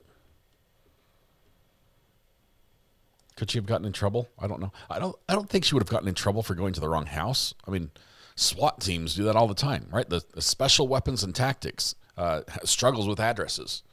They're great at knocking down a door, about sweeping a house and apprehending suspects. They suck at something that hundreds of thousands of mailmen do without fail every single day. And shout out to our posties, because they're amazing. The mail must go through. I was curious to know if she was fired from PO. I don't think she was. Why would someone considered law enforcement need to call 911? Does she not have a radio? She was not a law enforcement officer as far as a sworn police officer enforcing the law. Bulletproof vest, badge, gun, taser, handcuffs, radio, and police car. She works a little bit differently. The parole, it's a little more laid back. Letter carriers sometimes have 600 plus stops. Even the police officer said he's gone to the wrong house while on duty. Right. Not without fail, my mailman stinks. Mistakes can be made, but catch my drift. She's not going to Boy Scouts houses dropping wreaths for popcorn. Court watcher Denisha says, "Boo, boo what?" Let me say this, Denisha. What indication do you have in the testimony that the defendant lied about anything? Is there any point he was impeached on where his story did not add up, where he did not say the same thing that's consistent since the first time he shared his story? There was nothing. There was not a single time. All they could do was point out the times that his story differs from Miss Marshall's. But as opposed to Miss Marshall, it was pointed out many times, like more than 5 times, when key elements of her story, like what vehicle she was driving, where the event happened, whether or not there were numbers on the house, what the house was made of, whether the gun was brandished or pointed, These are key elements of this crime, key details that she testified differently under oath previously than she did today.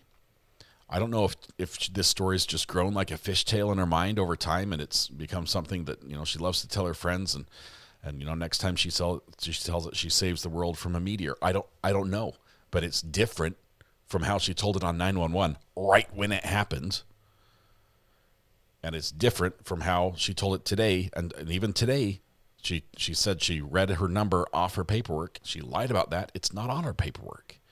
The only place she could get it was on the house numbers that she testified she never saw. So were you lying then, or were you lying now? I think if we have that level of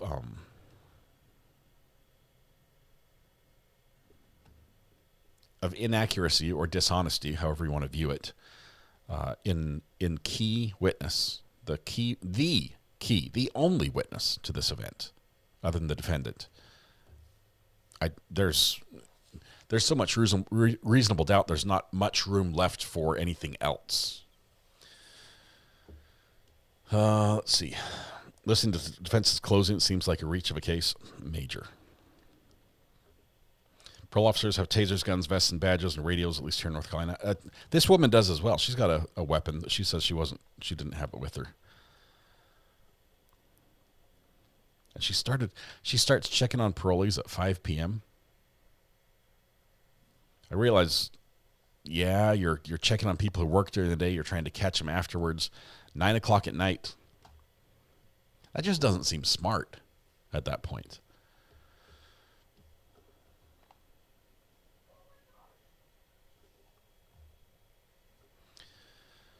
Let's see.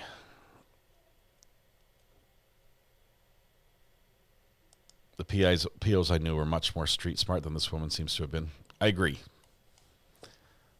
I don't know how long. Did she testify how long she'd been doing this? He was well trained in firearm handling. Yeah, 20 some odd years with the Air Force with annual qualifications with firearms. Stellar service, retired as a master sergeant. She's been there 2 years. Hopefully the 2 years are done. I'm not going to anyone's house. I don't call people. I don't like calling people after 8:30 at night. Like on the telephone, let alone knocking on their door in the dark.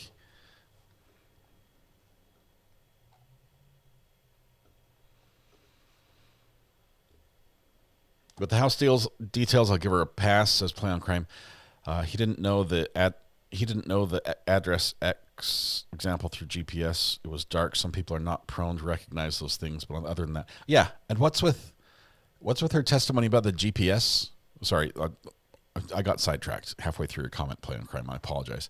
But she was testifying that when there's construction, it messes up her GPS. Sorry, that's a subtle thing. The GPS still works. It's literally pinpointing you onto a spot on the earth. It's saying you are here. Now, if you go somewhere else, if it tells you to go one way and you drive somewhere else because there's construction, that's not the GPS messing up. That's you not following the instructions that the GPS says you should be able to go to because there's construction. But I don't like calling people ever. I like that. That's funny. He was credible, huge reasonable doubt, not guilty, should be quick. I agree. Let's do a quick check and see if we have anything. And it's no.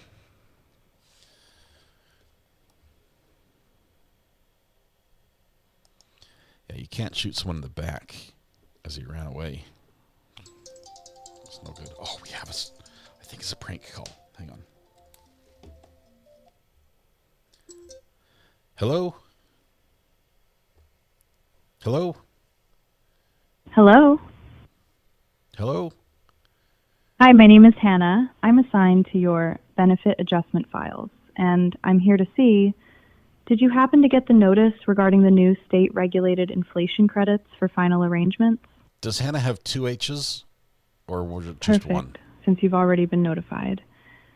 I just need to verify that your file reflects the correct benefit tier. So these credits are locked in at your current age. Hannah, you have to make sure I'm very looking at the right sultry bracket voice. for you. How old are you exactly? We're probably not in the same age bracket, I'm thinking. I'm taken, for that matter. So can you please confirm, are you between 40 and 85 years old? Now you're asking me to do math?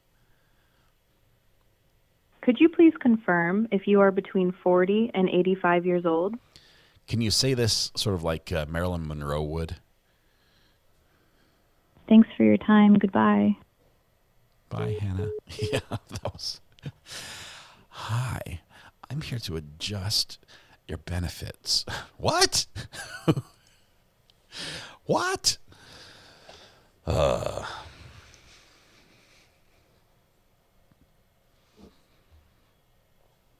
clip that. It's not clip worthy.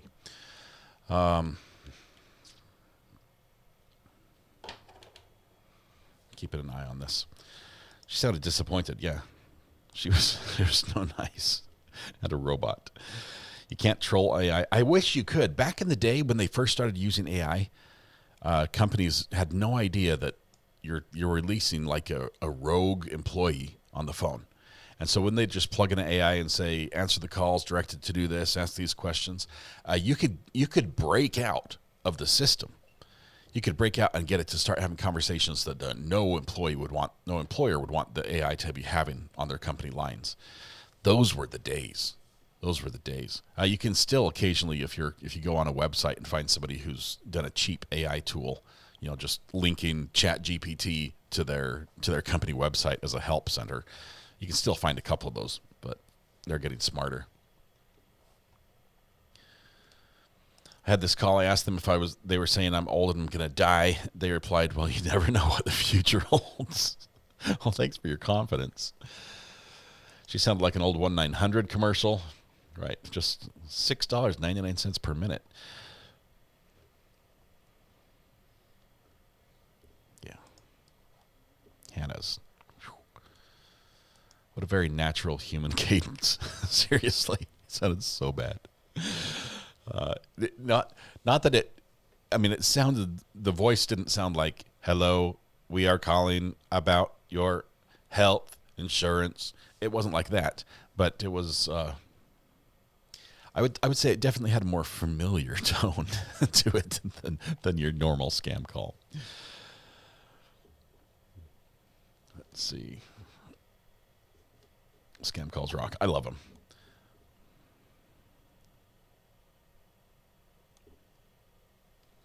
Shirley says, knock on my door late at night and I'm sitting with my pew-pew at the ready inside my house. I'm not going to seek you out.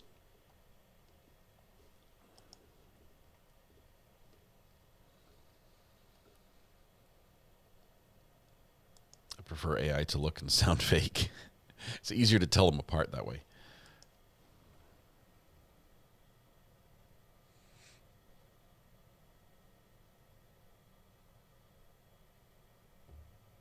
Let's see.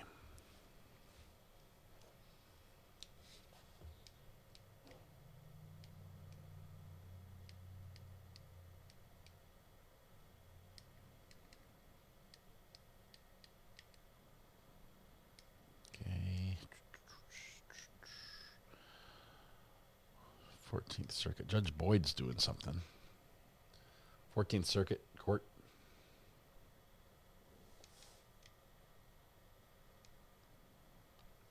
Oh, you can't see how long it's been.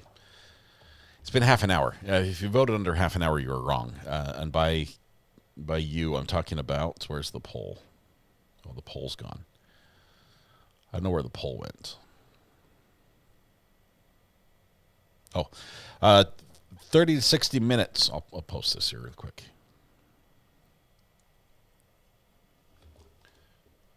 Boom, boom, boom. Put some spaces in. It crops them out.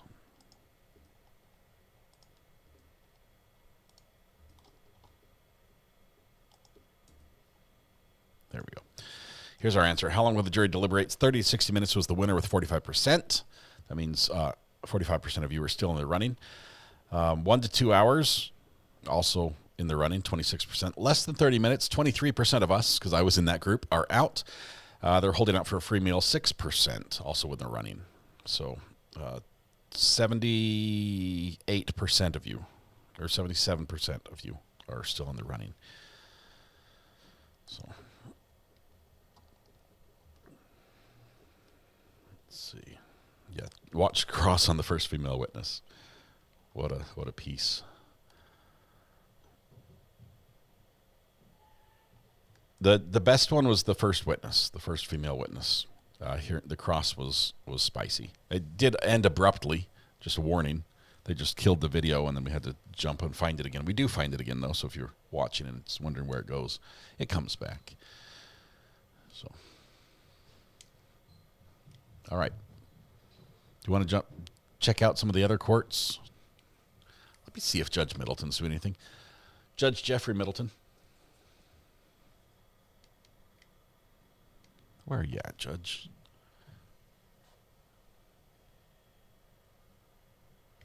He was live 2 days ago. Let's see what that was like.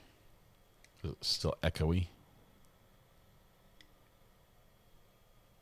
Anyway, thank you all for saying good morning. It is a beautiful day, great to be alive. I was all discombobulated in my own courtroom. Other judges have been using it in my absence, and we were all reconfigured, and stuff was shut off, and the desk was messy, and my sign was gone. Ooh. I'm a creature of habit. He's complaining. And apparently there's no echo in here. No echo in here? It's terrible echo. So if there's no echo in here, I don't the know other if one's I've got anybody in the waiting room, but we're going to bail on that one real quick. Let's see if Thurston is doing anything. Somebody said Thurston. Thurston County, Washington Courts.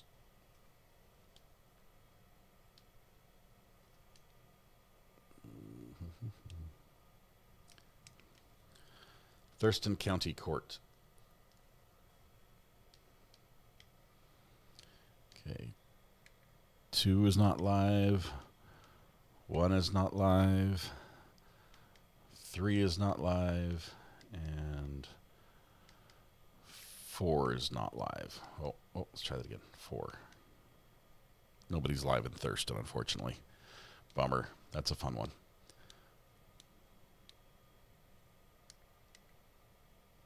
Let's see, who's the standing judge? Can't do McBurney because he does just divorce cases.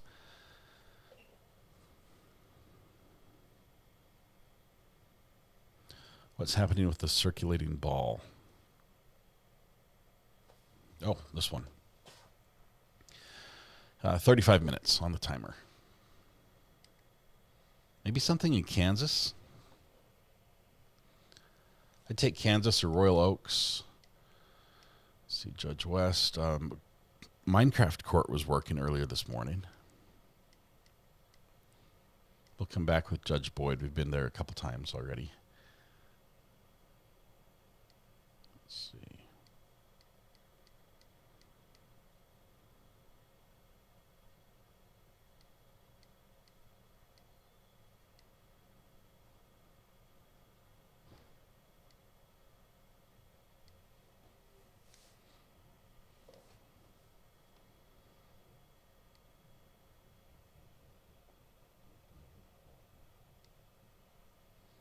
Judge McNally is done. We've got the Microsoft murders coming up. That'll be good.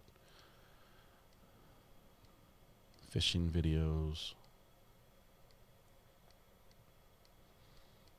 I've got so many fishing videos on my feed. I like fishing. I just don't do it.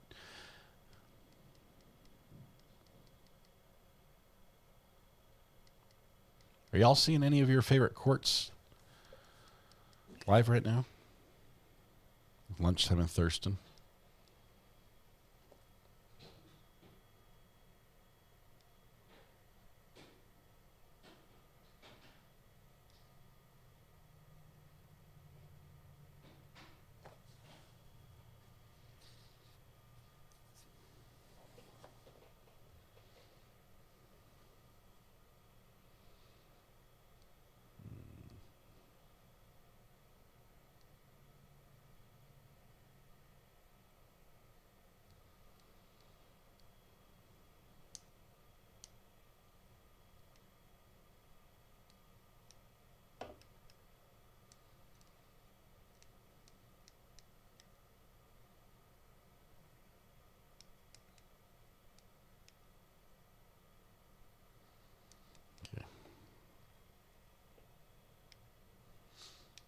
Judge West, we're still waiting on the verdict.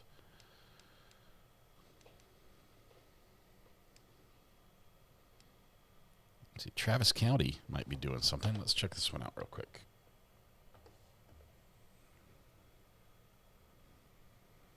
Who's this? So, Wait, when did I say that? I'm kind of confused. I need to find that in my ruling book when I explained that. Pop a squat on the floor. It's okay. We're in court. so I see that you filed a bunch of documents, This must be Mr. divorce. Brown. Some of them are screenshots of your communications. It's got to be a divorce, which means we'll bail. And they're not numbered. Yeah, I should have did better. That's my apology.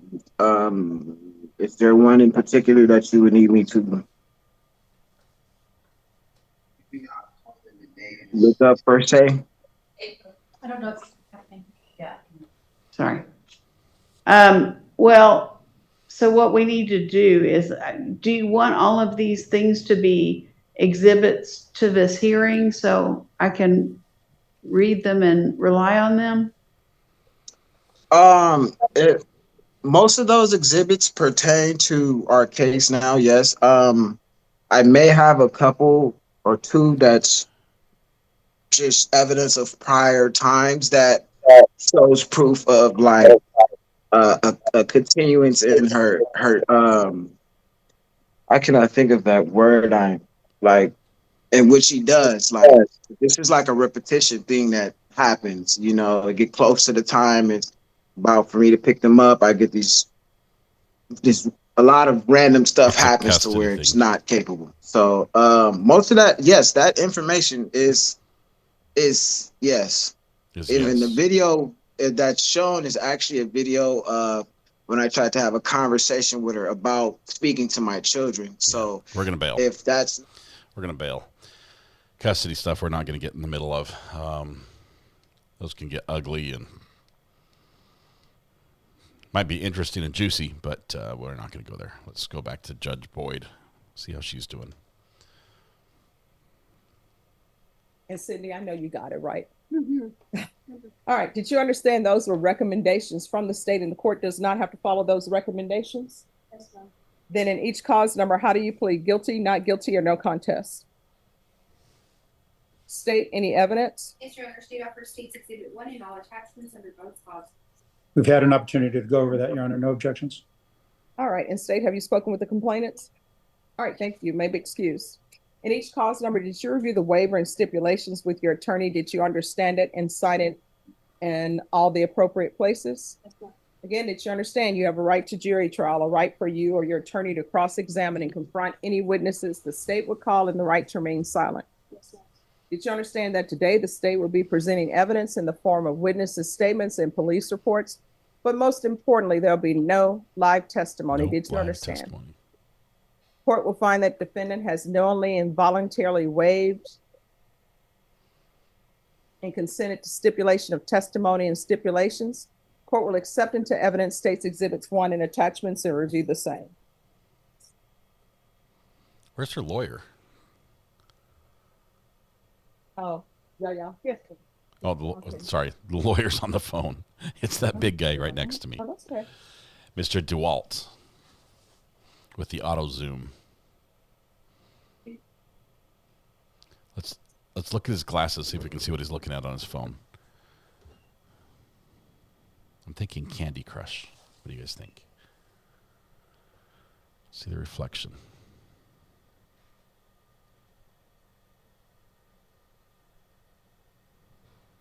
See the reflection of his computer monitor because I can see Judge Boyd moving the paper around. Okay, there we go.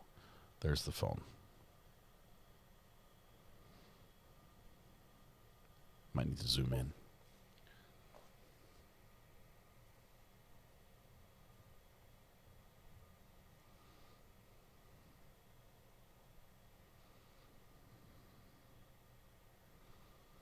All right, and cause number 2026 CR 003528.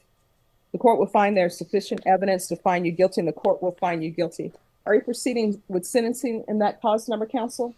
Your Honor, may I ask the court's discretion? I asked to submit a letter to you, and yes, I'm ready to go to sentencing if I can address that letter.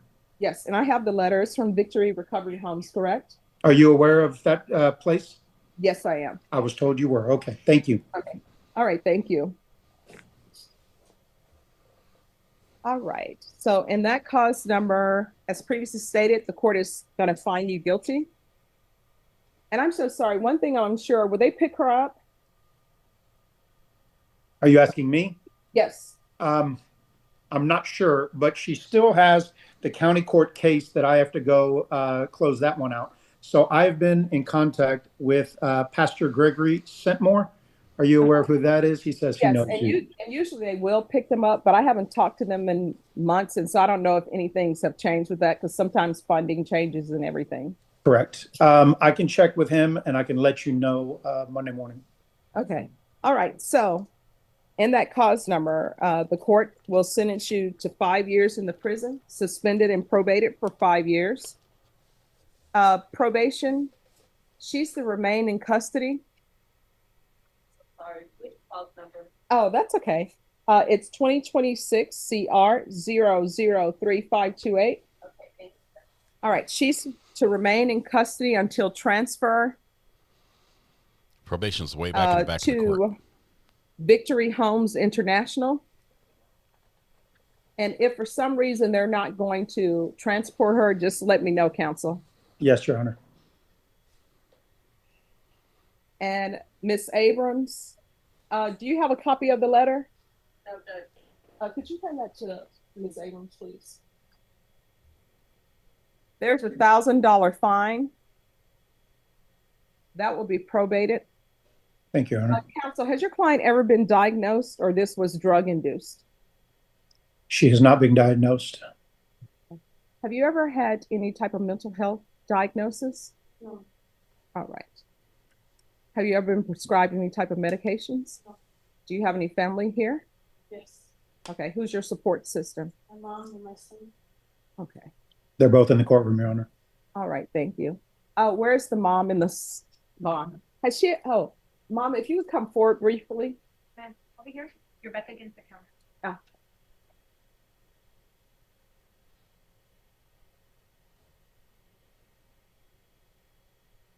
Hello.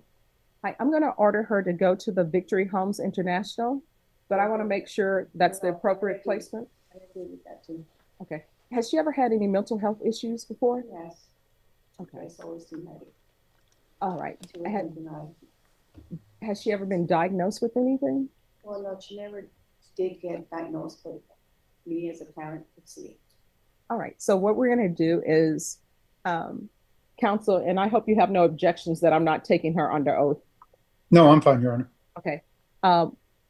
We're going to have her transferred to Victory Homes, and we'll do, Ms. Abrams, can we do a referral to Center for Healthcare Services? And we'll do a referral for Center for Healthcare Services, and they'll let us know if there are some issues. And if they are, we'll take care of it and address it. Okay? All right. Thank you so much. Thank you, Your Honor. Thank you. Oh, God bless you too. So we'll do a referral to Center for Healthcare Services. This is to run concurrent with 2025 CC 016789 and 2026 CR 00436, and taking consideration 2026 CR 003579 and 2026 CR 003578.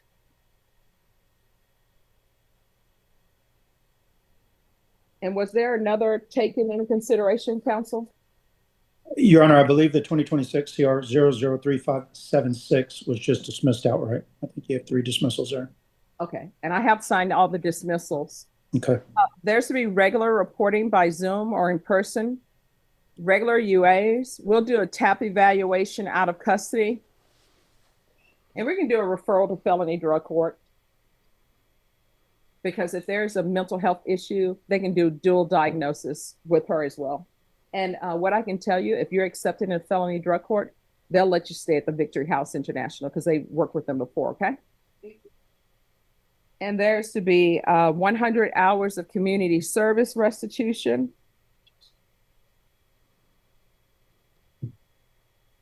Ms. Abrams, if she completes the cognitive behavior course, then the community service hours will be deemed satisfied. I don't know if this is cognitive or if it's drug induced or mental health. There's to be no contact with the previous persons mentioned.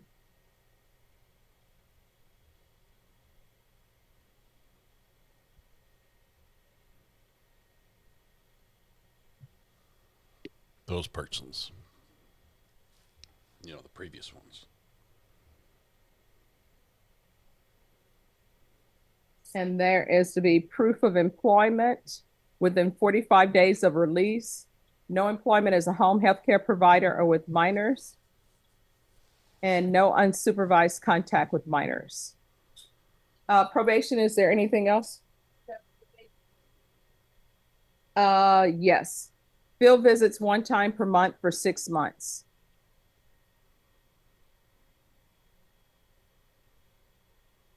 Anything else, probation? Is there anything else you need from the court? No.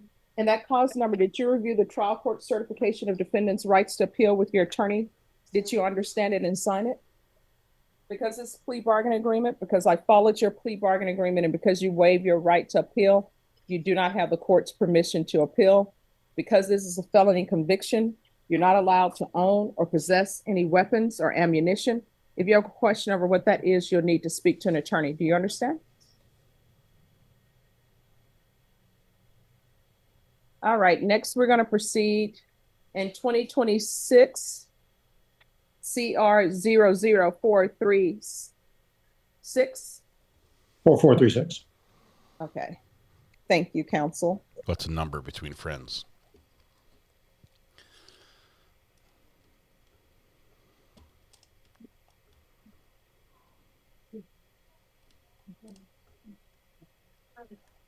And that cause number, the court is finding you guilty. The court will sentence you to 2 years in the state jail facility, suspended and probated for 4 years. You to remain in custody until transferred to Victory Homes International. There's a $1,000 fine probated.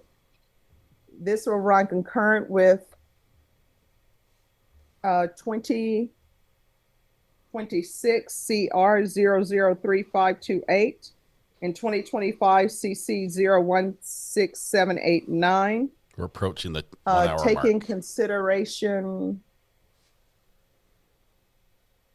2026 CR 003576. Regular reporting by Zoom or in person. TAP evaluation out of custody. Referral to felony drug court. 100 hours community service restitution. 100 hours will be deducted upon completion of the cognitive and behavioral course. Take the class, it's easier. There About is to 100 hours be long. no unsupervised contact with minors, field visits, Parenting classes. 1 time per month for 6 months, proof of employment within 45 days of release, no employment as a home health care provider or with minors. And there's to be no contact with the previous persons mentioned.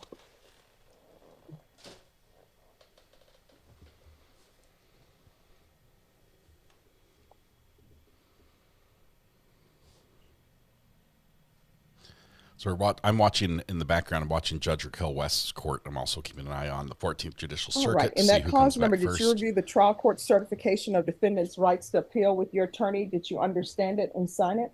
Yes, ma'am.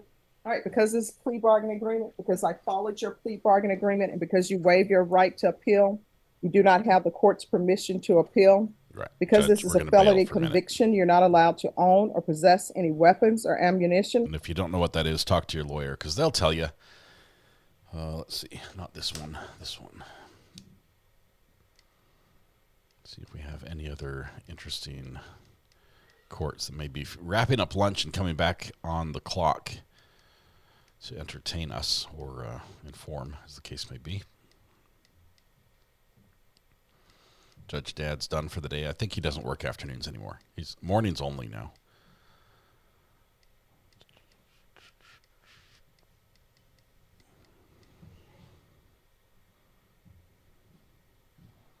Getting Rammstein Du Hast as a recommendation on my feed. Why? Du Hast. Which I think it translates to you hate me. It's a song. If you don't know what it is, you're not missing much.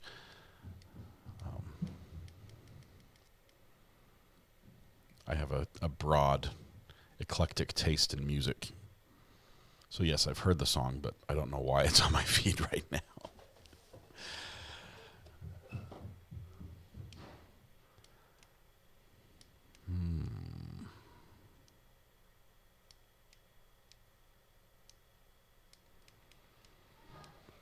Some of the things I'm interested in right now that are happening in the world of YouTube for some of my favorite creators that I'm anxious to hear about. I've got one creator named Jacob Knowles. Sing Barbara Streisand again. Jenny Rebecca, 4 years old. What a lucky, lucky girl you are. That one. Let's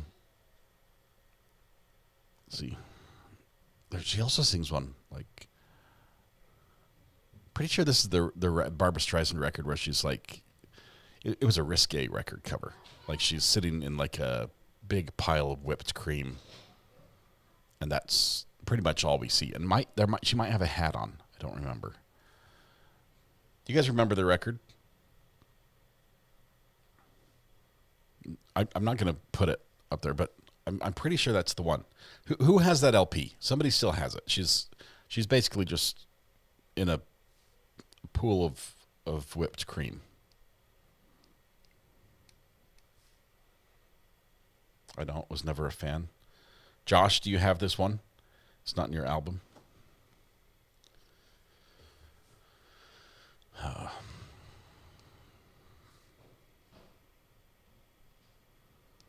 One of you have seen this. If I showed you the record, you'd be like, "Oh yeah, that one." Somebody's ringing my bell. Like our front door has a twist bell. I love Rammstein. Rammstein, says Miss McGuire. My dad had it. We sold it at Licorice Pizza. You sold the record?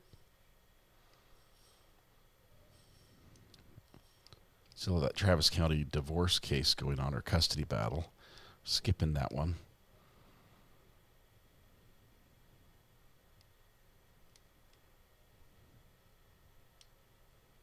Part of me just wants to watch bears eat salmon as they jump upstream today. It's one of those days. Let's see.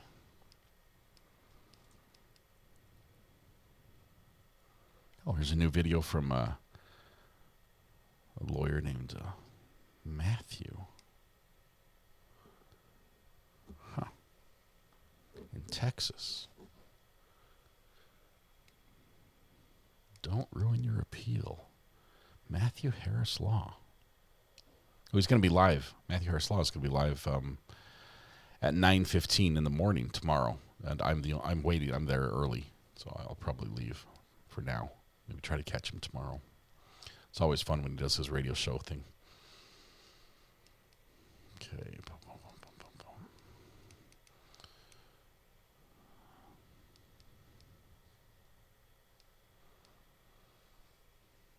The Game Warden channel. That sounds fascinating.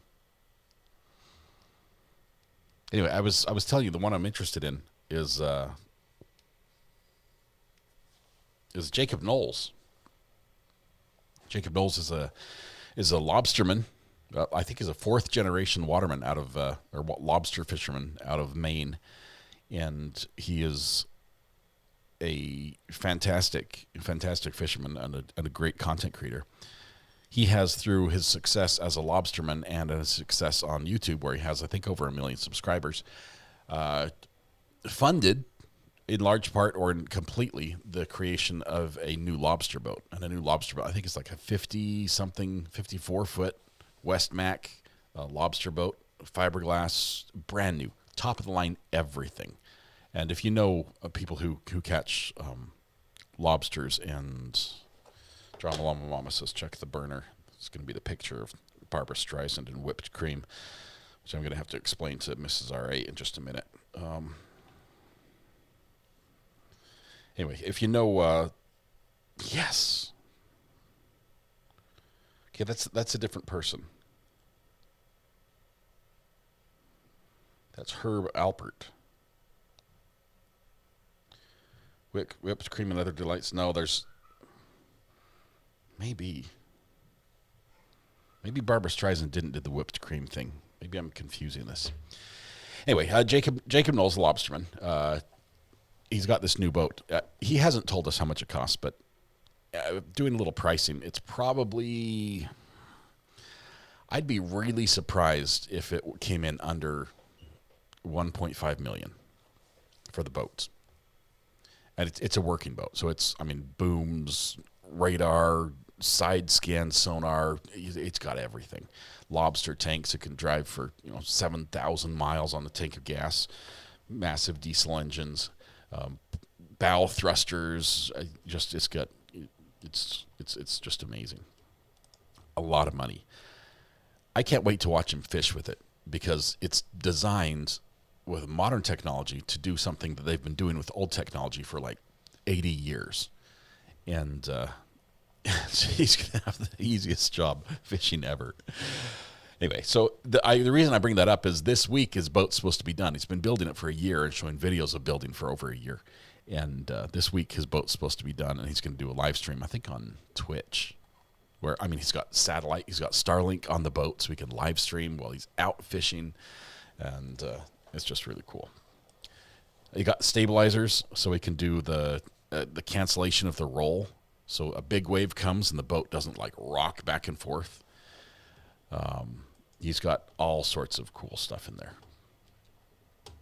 Anyway, if you like boats and fishing, and he's a pretty down to earth guy. He's doing really well financially, which is great. I love it. I'd love to see people be successful, but. Anyway, that's fun. Still waiting on court. Let's see.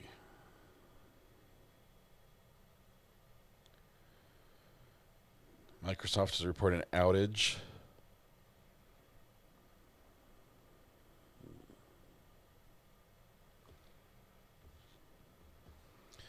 If Microsoft has an outage, I don't think we use Microsoft for anything on the podcast tonight.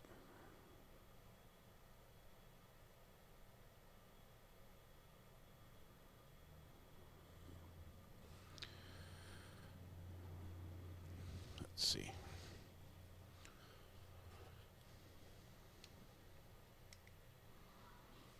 Trying to get my number going here.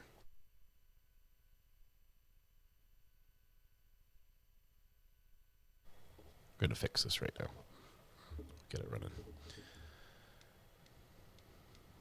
Anyway, so he's one of them. Jacob Knowles is one that I watch. And then a friend of Jacob Knowles, just a little further south of him, is the Crabber. And he's in Chesapeake Bay. That's Luke McFadden. And Luke McFadden also has a new boat, but he bought it old, and he's trying to fix it up. And he's been trying to fix it up for a year.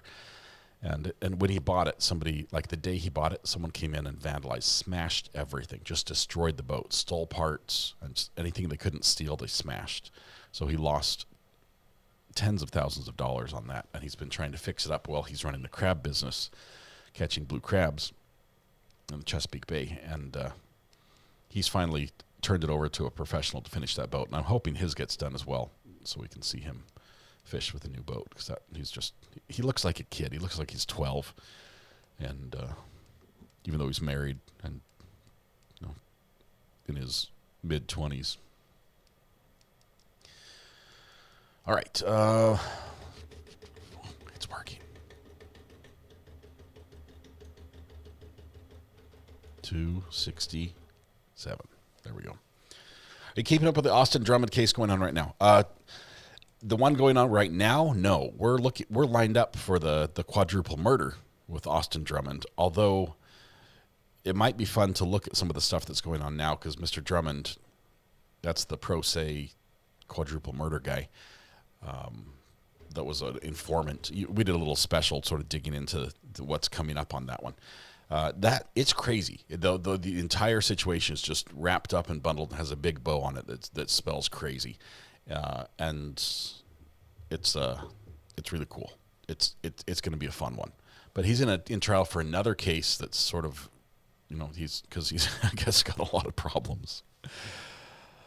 Let's see. I used to watch binge watch Alaska Bush People before the dad passed. I used to watch Outdoor Boys up there in Alaska doing crazy stuff. Barbara Streisand has never done an album cover or a picture with whipped cream, says Shelley Small. Probably because she's classier than that. But doesn't she have... Okay, now I have to do some searches. Because the whipped cream picture that you guys sent, who was this that sent this one?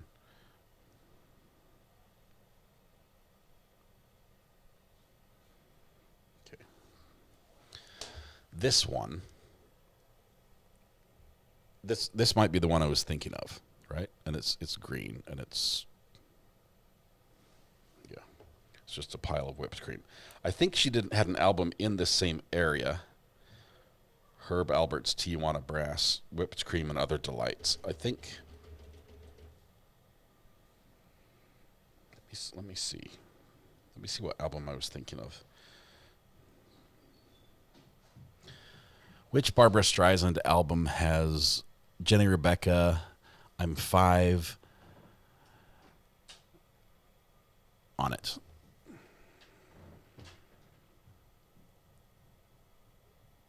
This must be, this is the right lady, right? It's got to be her. Judge Blanchette is live. I'll take a quick peek.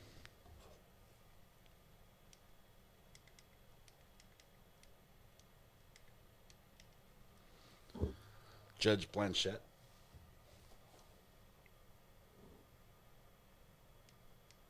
What court's she in? Because I'm not seeing her. Like, how would I find her channel? My name is Barbara, 1965. Let's see. My name is Barbara, a kid again. I'm 5. Jenny Rebecca, my pa, and others.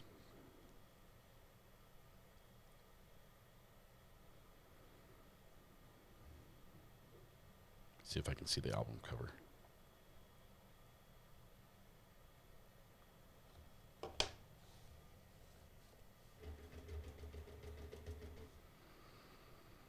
Quick Google.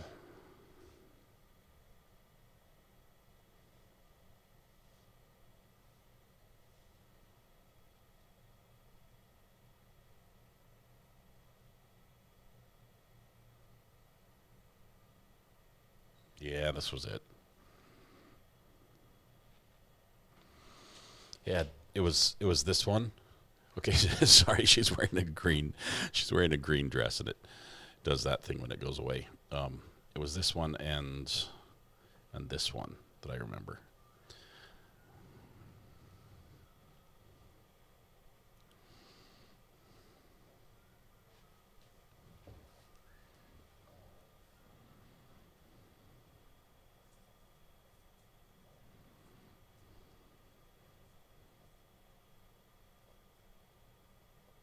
Go back.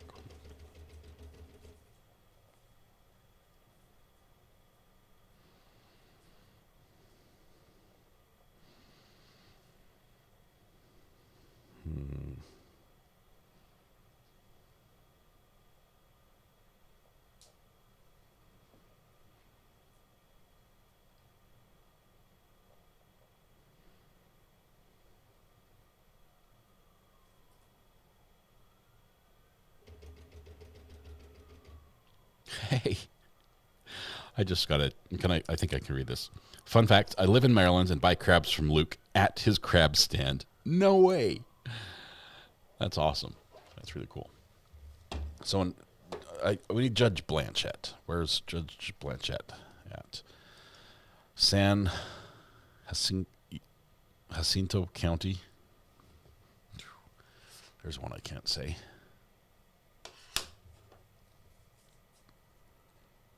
That's just awesome.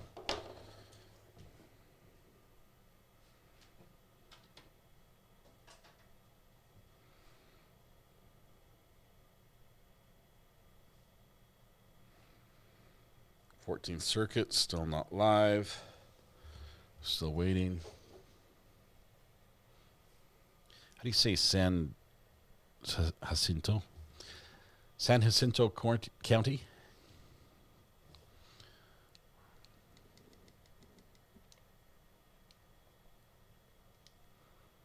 I'm going to mute me so you can't hear me butcher this.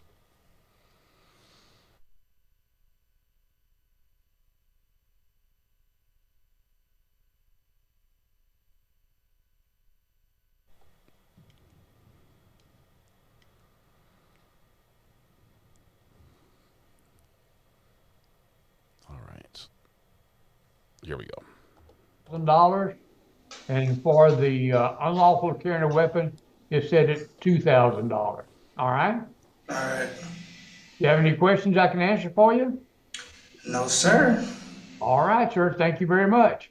That's it? That's it. All right, thank you. Uh-huh. Bye-bye. He's very polite. Let me out. We're done. I'll be right back with the other one. All right.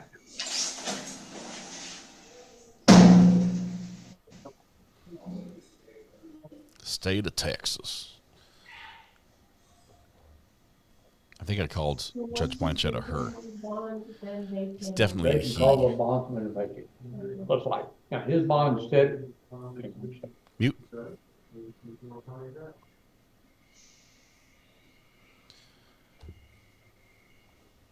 This goatee is legendary.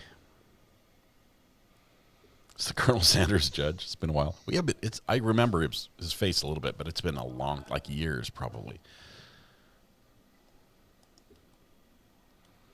You give me hard words on purpose. Thank you, Wogger, for this. It worked. Jacinto. I promise, say Jacinto in Texas. He's a justice of the peace. In his spare time, he's also a Texas Ranger. Apprehends suspects and patrols the train and Pony Express Trail.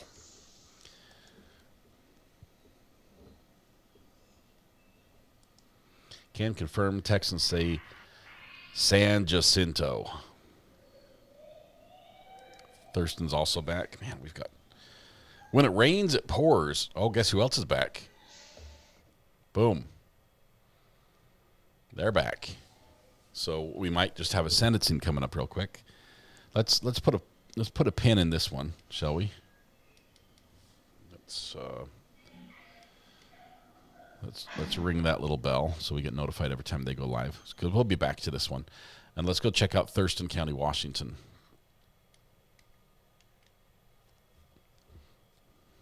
Thurston County Court right here. Let's see what they're doing.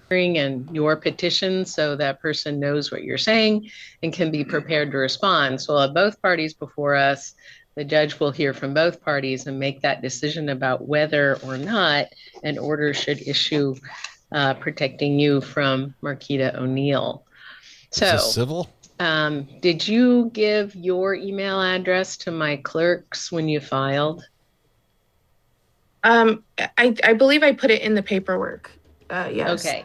So then look to your email. You'll get something called a service packet, and that's all the information that you need to see to gets to Marquita O'Neill. You can have law enforcement give it to that person. You can have a business who does that, give it to that person.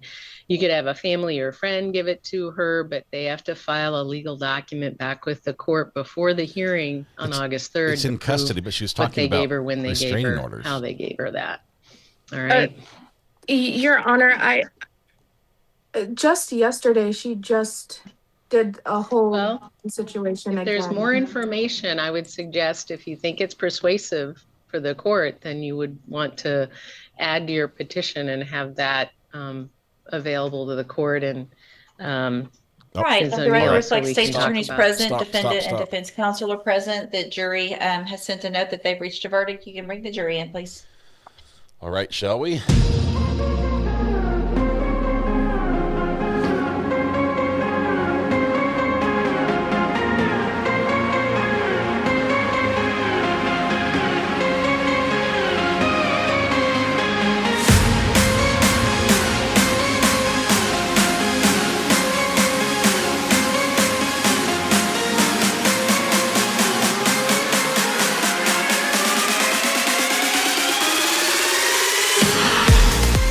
We've already determined this was a stick-up. The defendant is in fact guilty of murder. The jury now returning their second verdict of the day, which is a recommendation for sentencing. What will the penalty be? It can be, from what I heard, as low as 2.5 years that this defendant could serve in Record jail. reflect the jury seated, state's attorney's present, defendant, and In defense prison. counsel are present. At this time, I'd ask the foreperson, has the jury reached a verdict? Yes. And is it the unanimous decision of all of the members of the jury? Yes. Thank you, sir. You can hand it to the bailiff. All right, as they hand that to the bailiff, we have a little more music. I believe the upper maximum on the penalty here would be life without parole. Let's hear what the verdict is right here. We, the jury, having found the defendant, Joseph Charles Freeman, guilty of the offense of murder, assesses punishment at imprisonment in the Texas Department of Criminal Justice for a term of 60 years and no fine. You can have a seat. Does either party wish to have the jury polled? Your Honor, the state does not, and I would withdraw my motion to accumulate the sentences. Thank you, sir. Do you wish to have the jury polled? No, ma'am. Is there any reason at this time not to pronounce sentencing? No. Sentence. Right, then at this time, Mr. Freeman, in conformity with the jury's verdict, I sentence you to a term of 60 years in the institutional division of the Texas Department of Corrections. You do receive credit on that sentence for any time that you've been in custody that the law gives you the right to receive. You've been handed 2 documents. The first is the trial court certification of your right to appeal. Mr. Radford will go over with that and explain what your rights to appeal are. The second is a written admonishment regarding your ineligibility to possess a firearm or ammunition. We've gone through this before. If you have any questions about the laws that make you ineligible to possess a firearm or ammunition, or about how long that lasts, you can talk with Mr. Radford, all right? So at this time, you will be remanded to the custody of the Jefferson County Sheriff's Office until transportation to the Texas Department of Criminal Justice. And so I'm going to go ahead and have the bailiff bring Mr. Freeman back. Ladies and gentlemen, I'll come visit with you in just a minute and discharge you all from everything in just a second. Thank you, Mr. Coleman. Thank you, Mr. Radford. And court will be adjourned, and we'll have you guys exit the courtroom, please. There we go. 60-year sentence. 60 years. Whew. Think twice before you shoot your drug dealer. I guess that's the lesson that we've learned here today. Now jumping back up to Thurston. Okay, so Mr. Pinnell, then contact the civil department. Then you need something called a service packet, and all that needs to go to Ms. McClure, and then we'll see you on August 3rd if you want to go forward with the matter. Okay. All right. And you can appear by Zoom or you can appear in person. That's really up to you that day. Okay. Thank you so much. All right. So that's it for today. Good. All right. And then let's see. Who do I have in the Thurston County Corrections Facility? Hang on. We've got another one. We've got infractions going on I looked Thurston at these as well. prior to coming on the bench. Yeah, no police report was filed in this case, so you actually don't need to say a thing. So without a police report, it'll be a finding of not committed and dismissed, and you're free to go. Oh, wow. Thank you. So, don't thank me. I'm not the one who didn't file the police report. You can thank the officer next time you run into him, but yeah, you're free to go. Okay, thank you, Your Honor. No police You're report welcome. was filed. Dalen You're out. Stevenson. Oh. Yes, Your Honor. Hi there. Hello. So you're here for a couple of things. You're not as lucky. Yeah. And there is a police report in your file. Bummer, dude. He was so excited. You're not eligible for a deferral. No. Because you had one fairly recently. Yeah. And so how did you wish to proceed here today? You're here for no seatbelt and negligent driving in the second degree. Also charging with button the I final just felt button like on his collar. So you said mitigate was, can you explain? Mitigate, you explain the circumstances, and then I decide how much to reduce the fine, if at all. But I generally always reduce the fine somewhat when people mitigate. But then it will be a committed infraction. Right. What do you wish to do here today?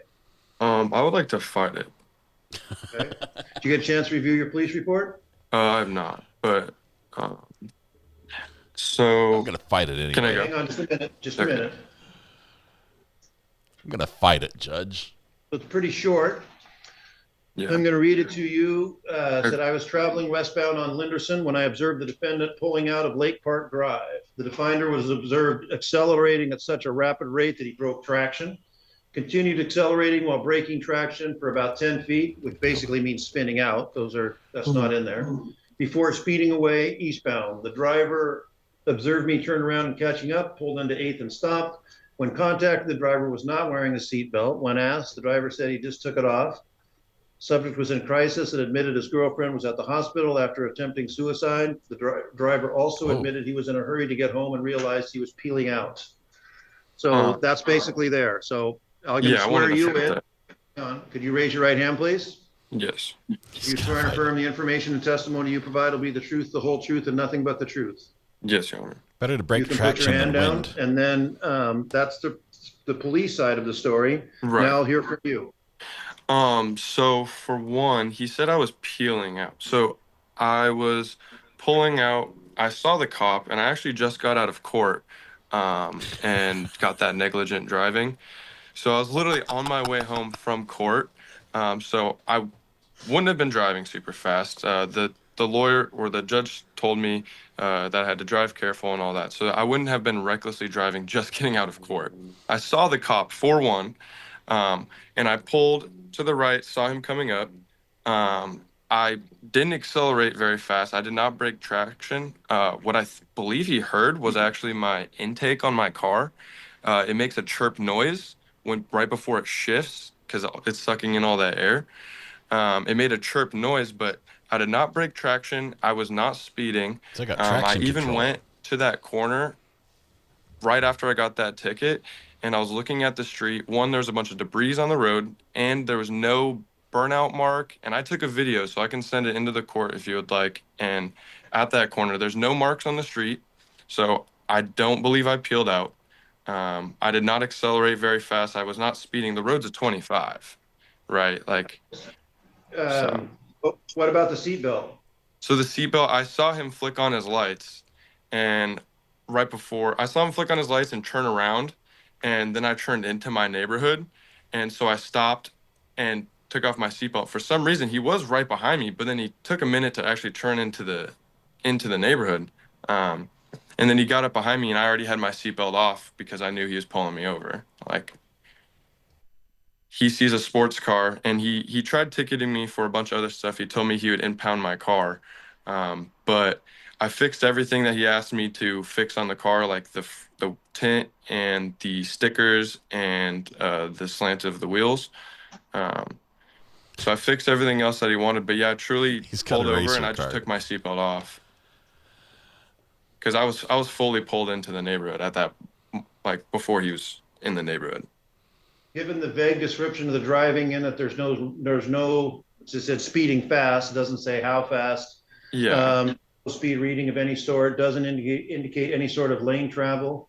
The peeling out, even if it did happen by itself, I don't think it's sufficient for negligent driving. I'll take your word with regard to the seatbelt, and be finding you not committed on both, and you're free to go. He won. Thank you, Your Honor. He won. You're welcome. Mr. McKenzie, can you come on the Zoom call, please? The judge is giving out freebies. Yes, Your Honor. Oh, wait, yeah. I'm going to give him sorry about that. Give him another 4 minutes. If he's not here by 1:45, then you'll be free to go. The officers I aren't meant to showing say, Mr. Clark. You're also here on negligent driving in the second degree. How did you wish to proceed here today? Can you hear me? He's frozen up.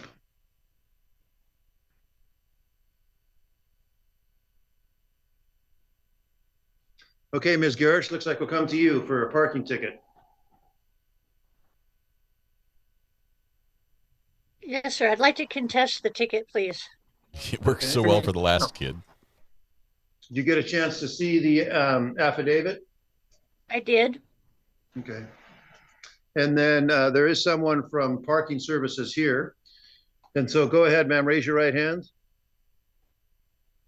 Do you swear and affirm the testimony you provide will be the truth, the whole truth, and nothing but the truth? Yes. Go ahead. You can put your hand down. Let me call up the affidavit. So what happened out there? The affidavit states that the ticket was written at 2:55 in the afternoon. Yes. However, I have on my phone, have not deleted it. I have my pay by phone parking that was timed at 2:23 that afternoon. I also have my credit card statement that shows the 3 times I paid for pay by phone on June 10th.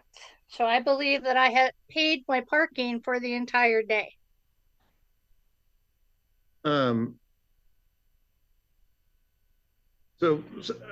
I'm not following. You said it was 223, but then you paid 3 separate times? What exactly? I'm not following. So I paid. So the last time I called the pay by phone was at 2:23 in the afternoon to pay for the rest of the day. So while I was parked in that parking spot, I was there the whole day, and I paid the first morning I put money in so I could get to my workspace. Then I called pay by phone. I paid for the first 3 hours, and then I paid again for the second 3 hours. And then at 2:23, I paid for the remaining time until 5 o'clock. So, ma'am from parking services, I'll hear from you. So this citation was not for non-payment. It was a citation for staying longer than the posted 3-hour limit. I see. You understand that, Ms. Garish? How do I park for the day? It's not day parking. When I work in my work location. And so are you saying I have to move my car every 3 hours to a different parking stall? At the 3-hour spaces, yes. Just I need you to be quiet, okay? So I do know, ma'am, just with my experience at downtown, there are certain areas where they have parking time limits on. And some places, some of them, I know in some areas it's 9 hours. In some areas it's 3 hours.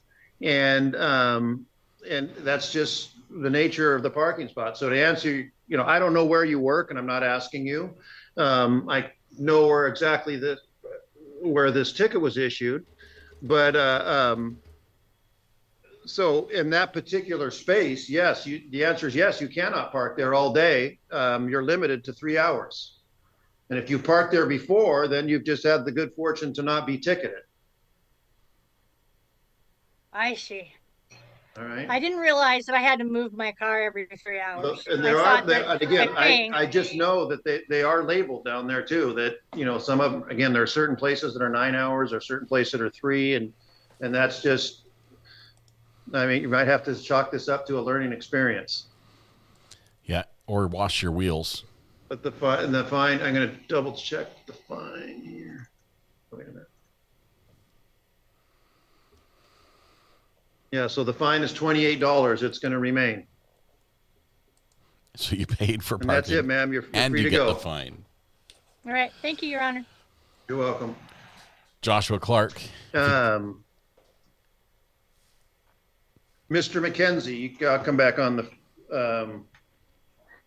It's now 1:45. I do see a subpoena in the file based on that. And the officer or trooper isn't here, so this will be dismissed. You're free to go. Thank you, Your Honor. I do know that sometimes people request officers hoping they don't show up, which is always a gamble. Sometimes it pays off, sometimes it doesn't, but for you it did today, so you're free to go. My lucky day. All right. You too. Take care, Your Honor. Day. The lady, Mr. Clark. The lady before you paid for parking and got her fine. You guys get your ticket dropped. Okay, can you hear me now? I can hear you. I can. So you're here for a negligent driving in the second degree? Yes, Your Honor. How did you wish to proceed here today? Fight it. I'd still like to contest it. You get a chance to review your police report. I have not. If I ever get a ticket, I hope it's in Thurston County and I get this judge. So I'm going to read it to you. It's a little bit longer than the last one, but I'm going to read it.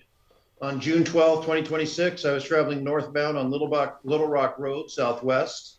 Nearing the 8500 block, in front of me, I observed a yellow Scion veer rapidly to the left, crossing a solid yellow line, indicating a no passing zone for northbound traffic. The vehicle accelerated quickly and was clearly faster than the posted 50-mile-an-hour speed limit. The vehicle then darted back to the lane of travel before again sharply veering left into the oncoming lane. There was another white vehicle in front of it. I suspected they may be street racing.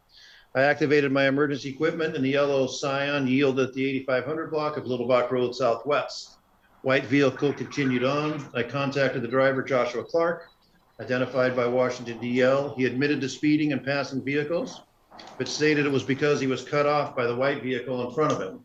I returned to my vehicle, completed a notice of infraction for negligent driving in the second degree, issued and explained the infraction to Clark, who stated he understood. My in-car camera and body camera were activated during this traffic stop.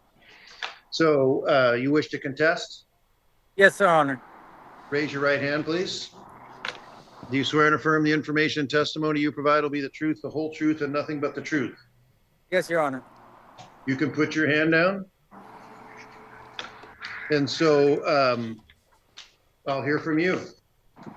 Okay, so the two cars in front of me on Little Rock Road were going about 40. Right. And so it came around the corner.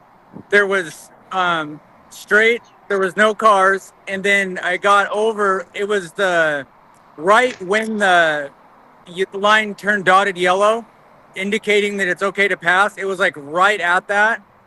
And I didn't accelerate super fast or anything. I just got over and I started to speed up to around 50 to pass the two cars in front of me.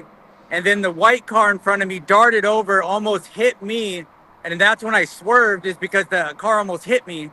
So I swerved to the left a little more so he wouldn't like hit the front of my car. And then he continued on at a very rapid speed. And I just passed the car in front of us and got over. And then that's when he pulled me over. The white car, how did the white car almost hit you? I'm confused by that.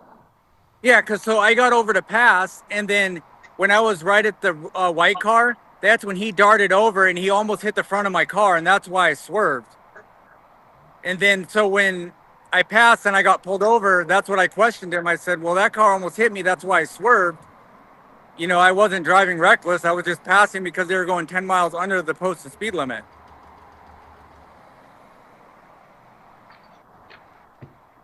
All right. Do we believe that? Given your explanation, I'll give you the benefit of the doubt. It'll be a finding of not committed. You're free to go. All right. Thank you, Your Honor. You're welcome. I don't believe it. Day. Thank you. I don't believe it. What was your name, ma'am? Anderson. Okay. So, Catherine Cooper, if there's no request for continuance, that could be an FTA. Failure to appear. Thurston, as long as you can spin a good story. You say Susan Henderson? We had a kid who just left court after being found guilty of negligent driving with tinted windows, tilted rear wheels. What's that? Either chair, either table. Officer says he peels out, and the kid's like, no, I didn't. He's like, okay, then you didn't. Perfect. Do I need my paperwork? What's your paperwork? Oh, it's just what was sent to me. No. Okay. So, you're here for lane truck usage. The only thing on the police report says vehicle 1 was traveling west on Pacific. Vehicle 1 merged into the left lane, striking vehicle 2 in the rear back panel of the truck. So, ma'am, that really doesn't tell me all that much, and I'm just going to find that's an insufficient affidavit. It'd be a finding of not committed, and you're free to go. Okay. You didn't have to offer an explanation. I was all ready. I even double checked the statute, but I am The only thing you can do now is talk me out of it. So Don't do I would that. advise you not to try that. No. All right, you're free to go, ma'am. Thank you so I'm much. sure it would have been great. What does this judge have against law enforcement? Oh, I'm sorry. I didn't mean to make light of it. I didn't. No, I know. Okay. I know. I'm a nurse. It's okay. I'm a nurse. We make jokes. This is crazy. I love this court. Ms. Jackson, what time are you scheduled to be here? 2:30. You have to unmute. So the next Cal, it's about 8 minutes till 2. And then there's a bunch of other people scheduled to be at 2 o'clock. And so I'm going to wait. I'm going to be off the bench for about 6 or 7 minutes. Then I'll be back, and then we'll I'll take up all the 2 o'clocks. Are you here for a 2 o'clock hearing? Yes, sir. I'll be back about 2. Okay, we'll be back. We'll be waiting patiently. Oh my goodness. I'm sorry. That is just, this is great. I don't want to go back to in custodies because it's fun. This is normal for all judges in this court doing traffic tickets. He reads the officer's citation explanation. It's like, seems insufficient. Waives it. Done. Released. 2 words. Dash cam. Yes, that'll work in your favor as well. Judge probably owns a Bugatti. If cops don't show us an auto dismissal if you contest because the PR is not valid evidence. I don't know, but they didn't show in this one, and he was reading the citation. Maybe that's why he's letting him win. Let's give up passes except for Sheila. I am keeping tabs on the shooting up in Madison, Wisconsin. Officer-involved shooting, the conference that's going on there. The video looks bad. I don't know. I haven't listened to the audio of it, but it's another one that's probably going to light some fires for sure. Still waiting for the 14th Judicial Circuit to come back with a verdict in that little wrong house trial. I think they're hung. Dude stabbed the officer, so we got what he deserved. Well, in the hearing, I just heard the part I heard. The officer said that one officer was injured but not by the knife. Like he could have been. The way he put it, it sounded like another officer that was injured by the shooting. But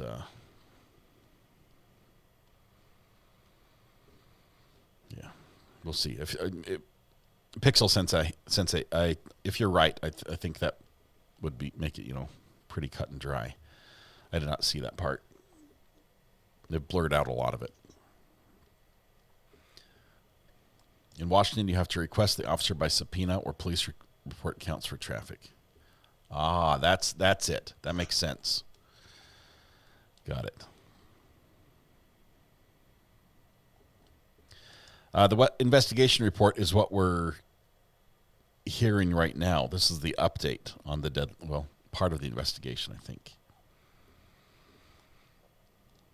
Watched it live, unreal. Just a couple minutes, we'll be back in court. The judge was just on a quick break. Nice butterfly shirt. Looks like a monarch in monochrome. A monochrome monarch, which is sort of poetically incongruent. What are we talking about? Not whipped cream. I can tell you that. We stopped talking about that a while ago. And Barbara Streisand, I apologize if I insinuated that you did photo shoots wearing nothing but that some monarch chrome. Yeah, clearly I had my facts messed up. At least I remembered the songs. And I even sang part of them.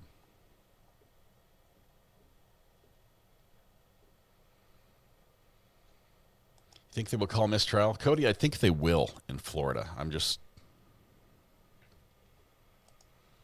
I believe you've probably got a mix of people that feel strongly on one side or the other, sort of like we have here. And I don't think you're going to be able to get a verdict on that. I also think in that case where there's no evidence that he was not impeached on anything, there was no evidence that he lied about anything.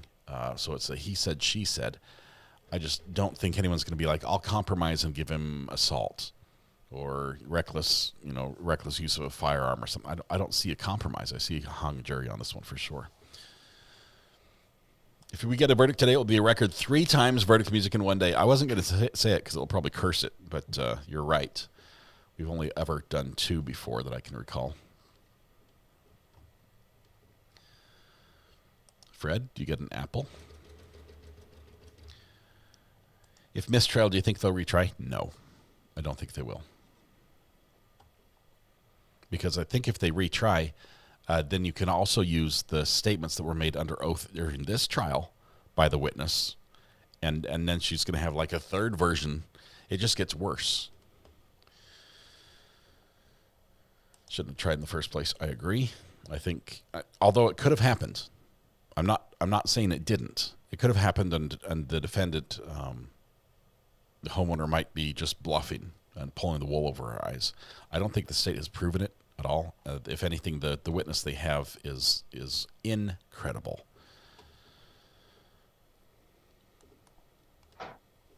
The judge might be coming back in. Let's see. Oh no, it's a $2 lawyer. Your name? James Pabado. Hey, James.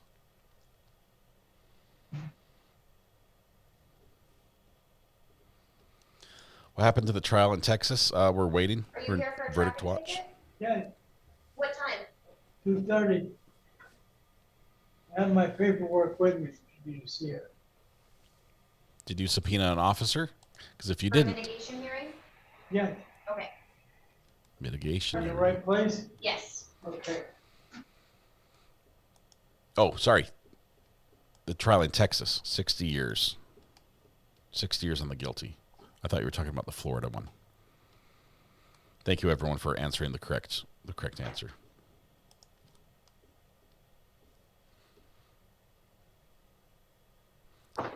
Dude took it. What's your name? Aaron Hendrickson. Hey, Aaron.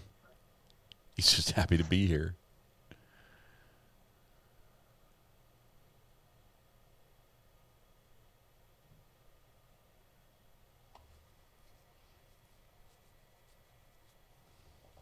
Those skinny jeans, it's hard to reach down into the pockets.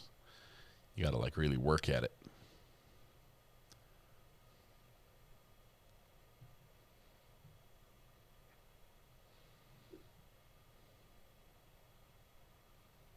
Do a little tuck job on the fix the belt, or that, or he's about to show us some evidence that we don't want to see. There we go. Looks good. Looks good, sir. You're good. Hair's fine. Hair's fine. No one would know you're wearing a hat from here. Or were.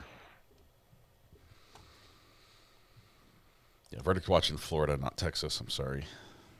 You were correct. And on the timer, by the way, we're 1 hour and 41 minutes. Give me a second. Let me get that on the screen for you.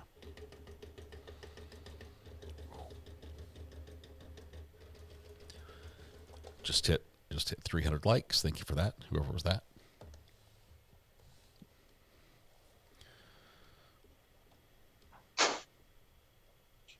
Won't say not guilty, but All right. not proven. Thurston Okay, County District Court is back in session. buckle up. This is good stuff.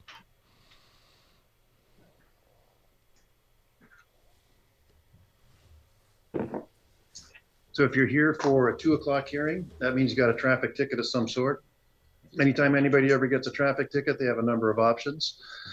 The first option is just to pay the ticket, or you can ask for what's known as a contested hearing. A contested hearing takes the position you did not commit the infraction and you want to come to court and fight the ticket. What happens then is I review the police report, I swear you in, hear from you. Following that, I make a determination one way or the other as to whether or not the infraction has been committed. You can also ask for what's known as a mitigation hearing. Mitigation takes the position that you agree you committed the infraction, but you want to come to court and explain the circumstances for the purpose of reducing the amount of the fine. And you tell me what happens, I decide if or how much the ticket will get reduced. There's another option, which is not on the back of the ticket, called the traffic deferral. You can defer or set over traffic tickets for a period of 6 months. If you stay ticket free over that next 6-month period, the ticket gets dismissed, stays off your record, doesn't get reported to insurance, and that's pretty much the end of it. Thing about deferrals, though, is you only get one of those once every 7 years. So if you've had a deferral within the past 7 years, you're not eligible today. And there's also a flat rate of $150, and that's regardless of the amount of the ticket. And I just want to make sure I always go through all the options because Matt, thank you for the cookie. A lot of people sometimes change their minds. They check the contested box. They really want to mitigate, or they and vice versa. And a lot of people don't know about traffic deferrals. Just want to make sure that everyone's aware of all of their options before we start. Cody, thank you very much. Before we start, is anybody interested in the deferral process? For $150, ticket gets deferred, stays up, and then disappears in 6 months. Tonight on the podcast, we're taste testing. No one online, no one in the call. Righteous Felon Jerky. Emil Sovic. Is there Emil Sovic here? Edwin Quintana Isidaro is on the Zoom call there. Did you get a chance to review your police report? Yes, I did a brief reading of it. Let's see.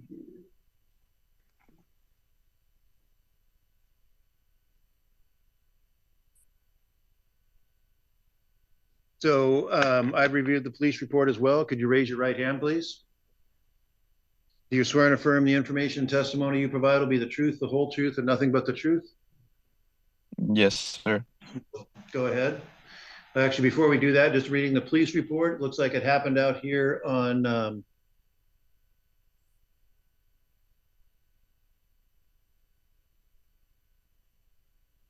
give me a second. Right in front of the courthouse? Where'd it happen? On 101, right near the courthouse here, actually. Oh, sweet. Where the speed limit is normally 60, and then it drops down to 45. According to this police report, you had a speed measuring device that had you going 63 in the 45-mile-an-hour zone. So go ahead. I've sworn you in. I'll hear from you. Okay. Yeah, Your Honor, I respectfully, ask the court to dismiss or reduce this infraction. At the time I was being stopped, I was traveling with the normal flow of traffic in the left lane. I was behind the same vehicle the entire time prior for the past 3 miles. I wasn't driving aggressively or weaving in and out of traffic, passing other vehicles. And I'd actually just passed the speed sign where the transition goes from 60 to 45, like probably 5 seconds before the police had pulled me over there on US 101 entering Olympia. Were you speeding? Well, again, I just know from experience on driving, which is really close to here. I drive on there frequently. We see on this calendar, a lot of people don't realize it goes from 60 to 45, which is kind of unusual for the freeway, but that's a high accident area. I do hear a lot also on this calendar. I was just going with the speed of traffic, which I tend to believe is true just based on what I see out there from time to time. But on the other hand, that doesn't mean you weren't speeding. It just tells me that you were the unlucky person who got pulled over on that particular day. So I did see he did have a speed measuring device. It appeared to be in working order. And based on his affidavit, I'm going to make a finding that committed, and the fine will remain at $119. You'll need to make payment arrangements on that within the next 30 days. You can pay here in person. You can come by. You can pay online, pay over the phone. But I've listened to your testimony. I've reviewed the report from the trooper, also given under oath, and it'll be a finding if committed. Okay, thank you, sir. You're welcome. Good try. Aaron Hendrickson, is that you? Come on up and take a seat. You're here for 2 things: a speeding ticket, and Mr. Quintana, you're free to go, and also a no insurance tickets. He's just happy. So I'm going to start with the insurance ticket first. So, There's insurance. let me hear it for a second. Let's see, do you have insurance? Yes. Did you have it when you were pulled over? Yes. Okay. Can I see it? Yeah. I'm on. Can't put the new one in there, but this is. I need the one that shows you had insurance on May 1st. And this, okay, so hang on just a minute. Okay, so what I need, this has insurance from August of 25 to February of 26. So hear me out. This one has August of 25, yeah, to February of 26. I need the one that includes May 1st. Do you have that one? I tried to pull it on my phone. Okay, why don't you go ahead and take that, go back into the courtroom. If you could, you can certainly do that. We'll call you in a few minutes. But I need to see the one you were pulled over for no insurance on, well, you found no insurance. We'll get to the speeding later on May 1st. And I need to show that you need to show that you were insured on May 1st. Go ahead and take a seat back in the courtroom. And one last thing I'll tell you in a minute. If you can't find it now, I'd be willing to set this over for a period of time so you can come back and show that you're insured. Okay. These insurance stickers are the most expensive ones, Yeah, over $500. So I got, there's insurance. go ahead and take a seat in the courtroom. I We'll swear. recall your case in a minute. Do you want me to go out there with my phone to? You don't need to. No, you can do it right here. As long as you don't make any sounds on it. Don't Okay. play any games with All funny my beeps and volumes noises. are off. All right. Beeps and noises are not allowed. Frederick Franz. Frederick, Is that step you, up. sir? Come on up, take a seat.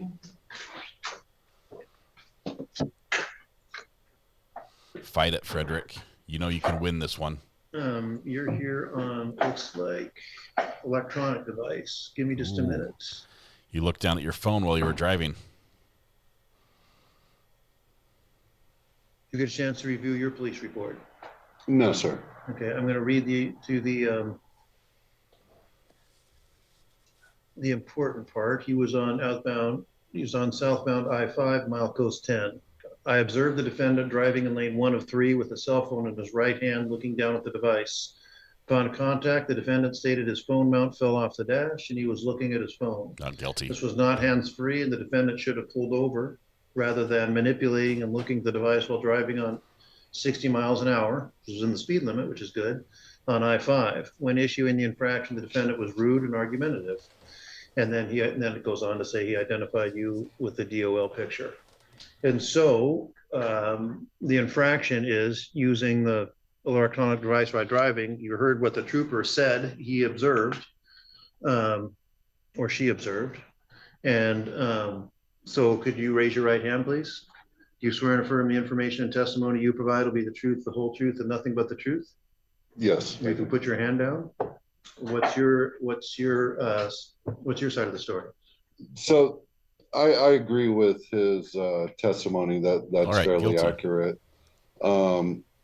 What happened was my cell phone holder in the company truck that I was driving, it's a suction cup device. It had fallen off right before the officer pulled up next to me and saw me with my phone in my hand. So it fell off on the floor right next to me on the hump in the floorboard, and it crashed pretty hard. And as soon as that did happen, reactionary, I picked the cell phone up and I'm looking at the phone, seeing if it's broke. And in hindsight, I realized now I should have found a safe place to pull over and do so. Yep. So I did have the phone in my hand. So he quickly saw that he was right next to me, and he pulled me over, came up to the side of the vehicle, advised me that it was being recorded and that he observed me using my cell phone. I said, no, I wasn't using my cell phone. It had fallen off and I picked it up and had it in my hand. And he goes, oh, I see where your suction cup was on the dash because it's a construction work vehicle. So there's dust, and you can literally see where the dust, where it used to be in the cell phone holders and the floorboard. He goes, yeah, I could see that where it used to be. And I go, yeah, I'm sorry. I picked my phone up, something to that degree. And he goes, then he asked me for my license, registration, insurance. So I get my license, grab the registration. The insurance was somewhere else in the vehicle. I couldn't find it at the time. It's a company vehicle, somebody, I don't know where it was. So he goes, that's okay. I believe that you have insurance as being a company vehicle. It's got exempt plates, this and that. And he goes back, and I thought that he was just going to make sure that I didn't have some warrants or something, and came back and gave me the infraction. And I did. I didn't curse him out or anything like that. I'm not that type of person, but I did somewhat outburst, like, "Are you kidding me? You're giving me a ticket?" And he said, "Have a nice day," and walked away. So he was respectful. After, I didn't really know the difference between mitigation and contesting. I've never done something like this before. And after hearing you explain the difference, I feel that I should have mitigated rather than contested. I can treat this as a mitigation, basically. So I apologize for interrupting. I'll let you finish. But just for purpose, I have the statute up in front of me. Use means, is defined. Holding it to the minute you pick it up in your hand, even if you're not doing anything, that still counts as use based on the statute. And so I heard your explanation for that. So we can treat this as a mitigation hearing, and then you're written up for 150, but continue on. So Yeah, so I am aware of the law. I did look it up.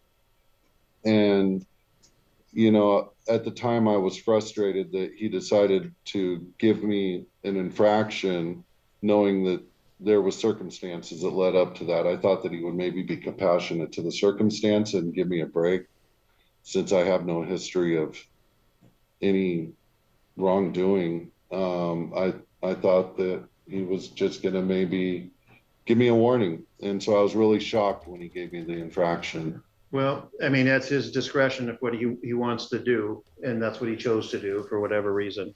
As I said, you're written up for 150. As low as I can go on these is 95, so I'll reduce it to 95. I appreciate that. You're welcome. And you can come up here. You can take that to the window to set up payment arrangements. Okay. Good luck to you. Ms. Faber, you can unmute and come on the Zoom call, please. Yes, Your Honor.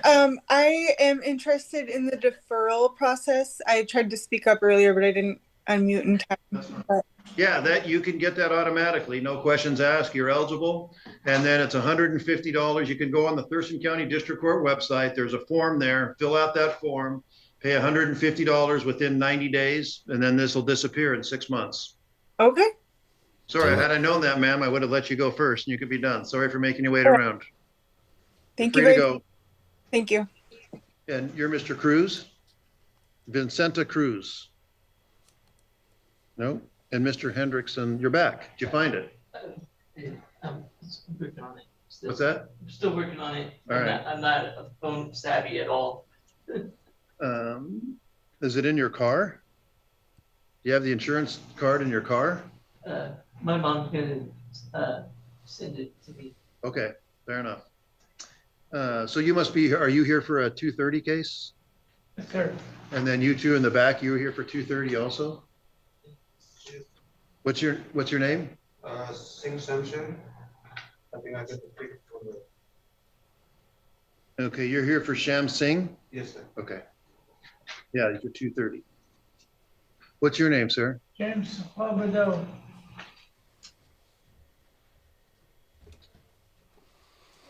Is it Sepulvado? Yes, Your Okay. Honor.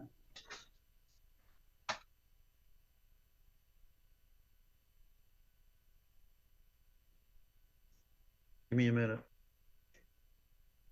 We're still waiting on Florida to come through with their verdict. Refreshing frequently and not seeing anything. So since you guys are both here, you're scheduled to be here at 2:30. You've asked to mitigate, which tells me you agree you committed the infraction, but you want to reduce the fine. And so I'll hear from you, and then I'll decide if or how much it'll be dismissed. You can also contest it if you like. You just heard some people with varying degrees of success contest their traffic infraction. And then if you're eligible for a deferral, you can do that for $150. This will be deferred, set over for 6 months to dismissal. And that's pretty much the end of it. And so, how do I say your last name? Sepulvado? Sepulvado. Sepulvado. Sepulvado. Come up to take a seat there.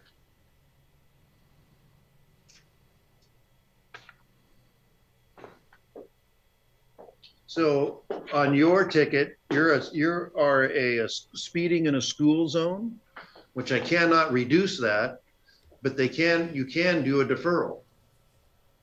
I would want to explain, it was in a school. You understand, I cannot, you can explain all you want. I cannot by statute reduce it. Okay. You are eligible for a deferral. If you want to do the deferral for $150, it'll get continued without a finding for 6 months and then dismissed.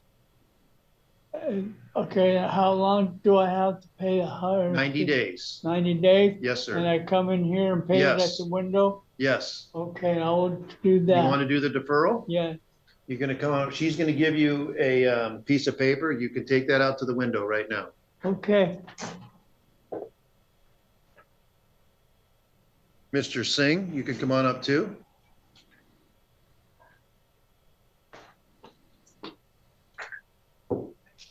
You're welcome. Looks like you,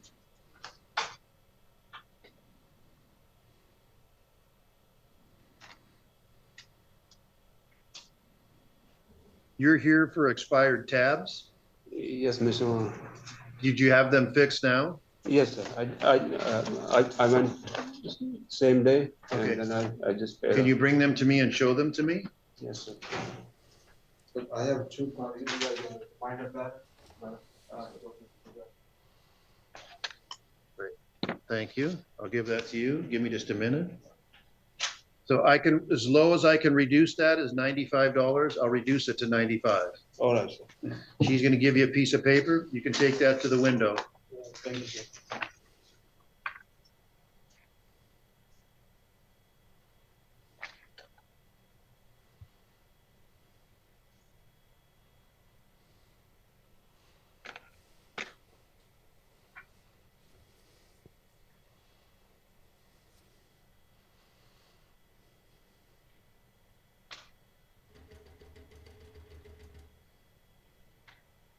All right. So Mr. Hendrickson, what's that? Over, So, yeah. show more At 2 o'clock, is there anything from Vincenta Cruz? Vincenta Cruz. And then Emil Sovic. That can be an FDA also. Here you go, Hunter. All right. He's got it. So, give me just a minute. Don't hurt yourself. Come on back up.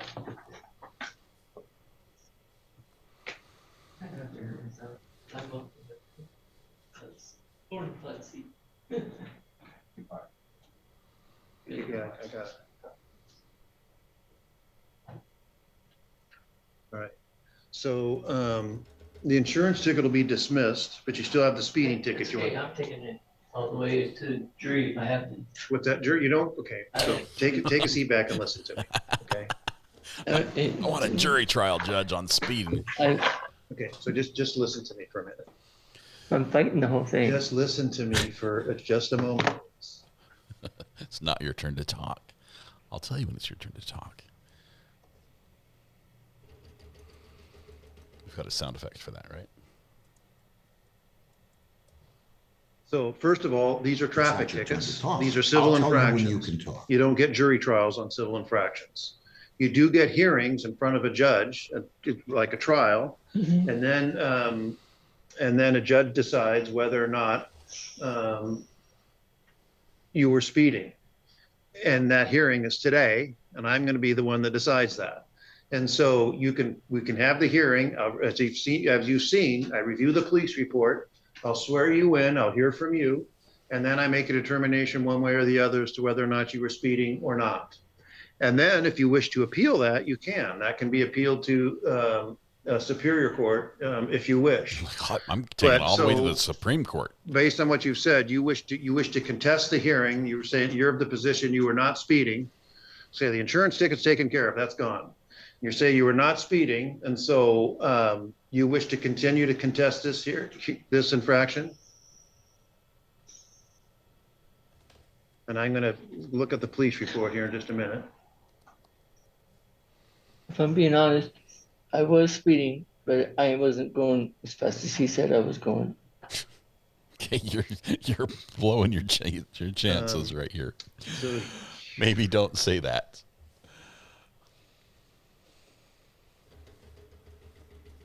If I'm being honest. For another, I don't. Okay, well, how fast were you going? I think. Well, hang on, before we do that, I need to know what you want to do. Do you want to mitigate? Mitigate, you explain the circumstances, I decide if or how much to reduce the fine, but then the committed infraction will remain the same. Contesting was, I didn't do this. And then, or you can do, you might, let's see if you're eligible for a deferral.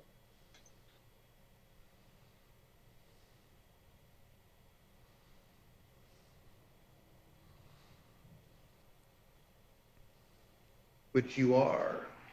Last time you had a deferral back in 2018. So if you want to defer this for $150, it gets set over for a period of 6 months and then gets dismissed. And $150 is considerably less than your ticket. Yes. So it gets dismissed, and then that's pretty much the end of it. Okay, I can do that. Okay. And then what you need to know is you don't get another deferral for another 7 years. Yeah. All right. Yeah. It could be deferred. Okay. Come on up. She's going to give you a ticket, and then that one. I wasn't sure if I was able to or not to. No, you are, as far as I can tell.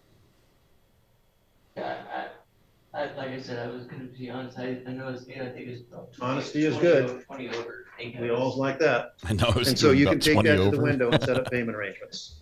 Sure. Oh man. Thank you. You too. I'm assuming you're here for 2:30 hearings? Yes. Okay. I'm going to step off. There's some people gathering on Zoom. And then I give kind of an opening spiel before we start so I'm going to step off. I'll be back in about 5 or 6 minutes. Then we'll take up, what's your name, ma'am? Roberts. Roberts, thank you.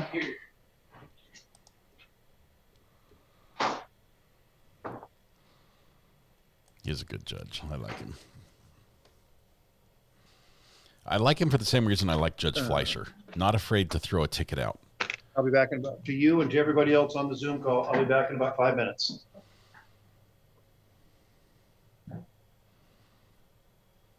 Okay. Why did the Airzukas sell out on Amazon? Was that us? I linked it, and now it's like...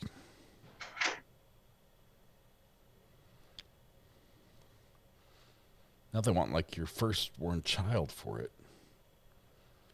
It's just not right. It shouldn't be that expensive. Hang on 1 second.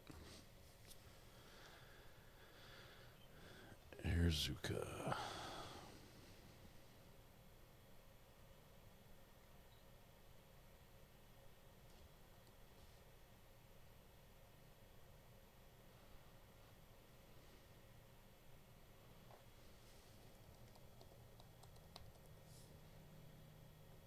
Hold, please. Still nothing out of Florida by way of verdicts.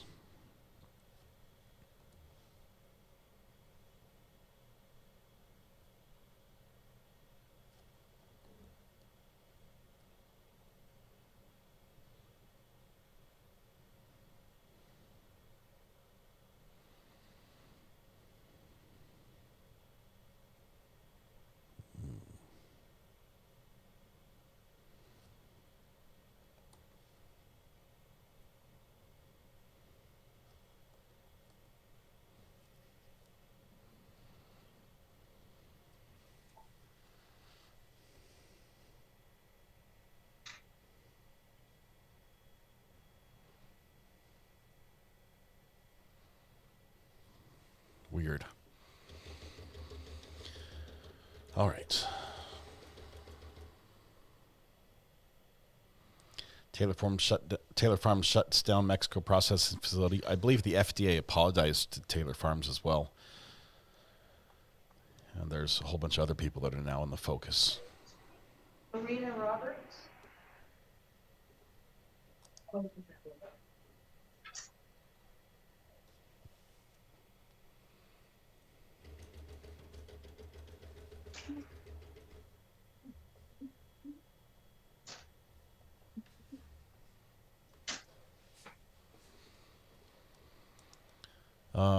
Which Alex murder? What are we talking about? Murdaugh, round 2. That's going to be next year.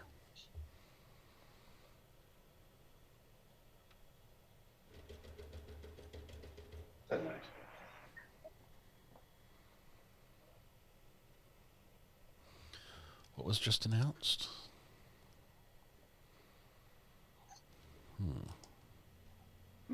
I know Taco Bell went like the opposite of vegan. They got rid of all their fruits and veggies or whatever on their tacos. So it's meat only or something like that. They got rid of all their lettuce.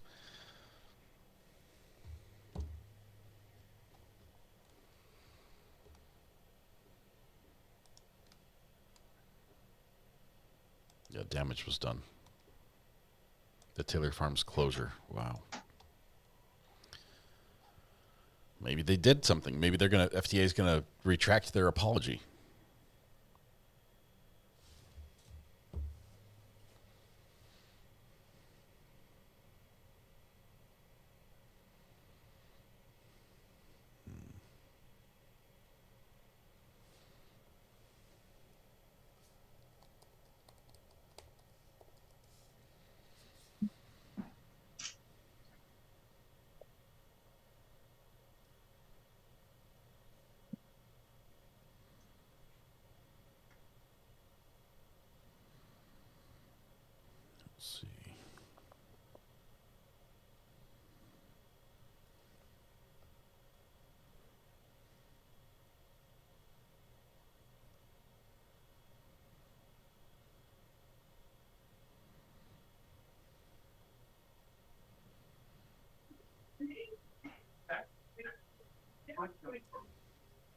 Hey, Jarek. Welcome. I see everyone's buttoning up all their buttons today. I don't do that. Oh, do we have a cat? Or is that... Oh, that's a garbage bag. Never mind. Jeremy's here. Who am I covering up? April Jackson. Welcome, April.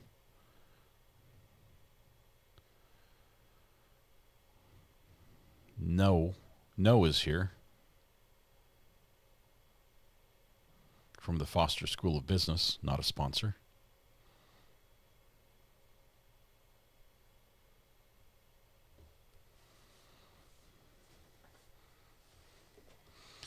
Taco Bell has $1 deals now. Should I risk it? Should we do Taco Bell tonight?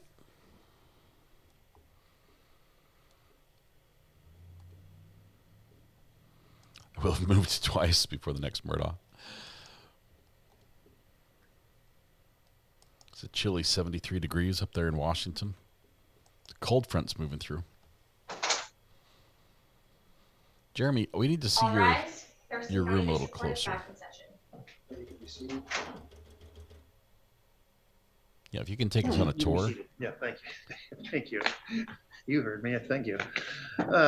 Okay, so everybody who's on the calendar for a 2:30 hearing, could you please activate your camera? We're all popping on. Still looking for Michael. There you Michael's are. here. Okay, so you're here. You have one person in court because you got a traffic ticket of some sort. And anytime anyone ever gets a traffic ticket, they have a number of options. First option is just to pay the ticket, or you can ask for what's known as a contested hearing. A contested hearing takes a position that Jeremy's having a hard you time did not standing commit the straight. infraction. You want to come to court and fight the ticket. What happens then is I review the police report. I swear you in. I'll hear from you, and then I decide if the infraction has been committed. You can also ask for what's known as a mitigation. I think everyone but one has asked for a mitigation hearing on this calendar. Mitigation takes the position that you agree you committed the infraction, but you want to come to court and explain the circumstances for the purpose of reducing the amount of the fine. Then you tell me what happened. I decide if or how much the ticket will be reduced. And then we pretty much go from there. There's another option, which is not on the back of the ticket, called the traffic deferral. You can defer or set over traffic tickets for a period of 6 months. If you stay ticket-free during that 6-month period, at the end of 6 months, ticket gets dismissed, stays off your record, doesn't get reported to insurance, and then that's pretty much the end of it. The thing about deferrals, though, is you only get one of those once every 7 years. Also, they're a flat rate of $150 regardless of the amount of the ticket. I always go through all options because sometimes people check the wrong box by mistake, or sometimes people change their mind. They ask for mitigation. They really want to contest, and vice versa. And I just want to make sure that everyone's aware of all of their options before we start. And so, Ms. Roberts, why don't you come on up and take a seat? You're here for no valid operator license, but we're licensed. So you were licensed at the time, is that correct? Or what's the story on your license? It had expired. I thought I had 60 days to reinstate it, but So it does look now that you're reinstated. What happens on these are expensive tickets. Wait a minute, hang on just a second. I was looking at the wrong one.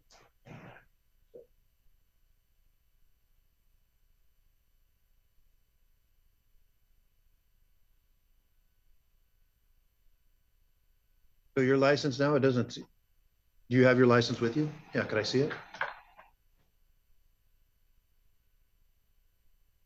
Thank you.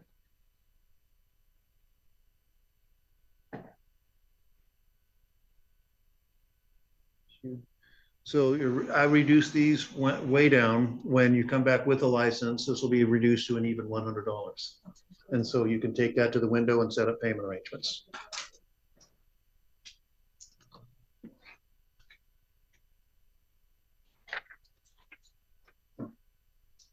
Let's see, who's is it Jarek? Is it Bear? Barry, Your Honor. Barry, apologize for that. You're here for a cell phone infraction. How did you wish to proceed here today? I was wondering if I could possibly get a deferral. I don't believe I've had one since I was a teenager. Yes, you're eligible for a deferral. Could we proceed with that option? Yes. And the way you do that is I grant the deferral on the record. You need to go on the Thurston County District Court website. There'll be a form there to fill out for a deferral. And you'll need to pay the $150 within 90 days. Okay. Thank you. You're free, good to go. Thank you. Sure.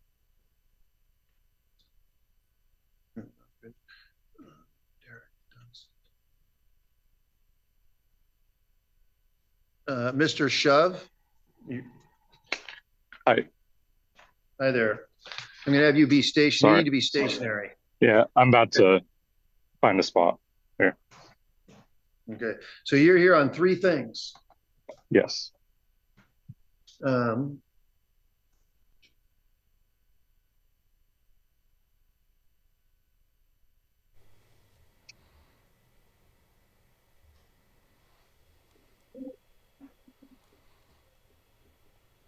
Speeding, failure to renew tabs, and then an obscured license plate. Currently, that's $685. So I guess we could take those in order. I bet it was a motorcycle. What's your position on the speeding? I was coming from Marysville to, well, it doesn't matter where I was coming from. I was passing through Thurston County, and I was following traffic on the left. And when he pulled me over, he said that I was coming around a bend faster than traffic, but everyone in my lane that was visible was following the same speed as I was, so I wasn't going faster than anyone necessarily, but the... Does he have his dimples pierced? Tabs have been taken care of, and then so is the obstruction on the license plate. Okay, so He's been skewered. You know, mitigation says you agree you committed the infraction, so you agree you were speeding. Just everybody else was too, and you were the unlucky one who got pulled over, which I know happens a lot. Yeah, Okay. I'm not saying I wasn't speeding. I would just like it mitigated as much as I can help, basically. Sure. So tell me about the tabs. The Kia that I have, I don't drive very often unless I'm going long distances. Not a motorcycle. I had needed to go to Kelso twice in the last couple of months, and both times I guess I just got kind of unlucky in the situation and was pulled over once for the speeding, and then he caught me for my tabs, and I just didn't renew them for a long period of time. It kind of just slipped my mind. And then every time I would remember to do it, it would be too late. And then, it caught up with me. Tell me about the But license. The license plate cover was, it was a cheap one I got from O'Reilly's like 10 years ago. And then over time, I hadn't noticed it, but it had gotten really dark and it had made it kind of hard to see my my license plate, but I took it off. All right.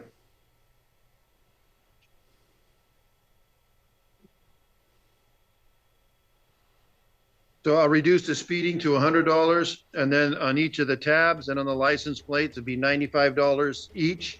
So your total fine amount would be $290. Okay. You need to get is that Jeremy doing? paid to at the district court website within 30 days. Is Jeremy doing a roadside sobriety test? Is there any way I could get it reduced further with community service or anything? Well, you can. We do community service at the rate of $20 an hour. Judge, you can see I'm Would I have sober, to be in Thurston County for it, or could I do it? No, and it can be done within. You can satisfy that with 15 community service hours, and it can be done at any nonprofit in the state. Can you get that done within 60 days? I think so. Where can I get more information about that? Well, the only thing there isn't any, other than to get a form for that reporting off the district court website, any nonprofit organization, and then you need to get them to fill in that form and then get it into the court within the next 60 days. Okay. Would I be able Well, to? Here's what I'm going to do, Mr. Shove. Like I Sorry. say, the fine amount's $290. That you can have a choice. You can do 15 community service hours or just pay it. And but if you want to pay it, it needs to be within 30 days, and then the community service within 60. So I guess, all right. Okay, thank you. That's it for today. All right, take care.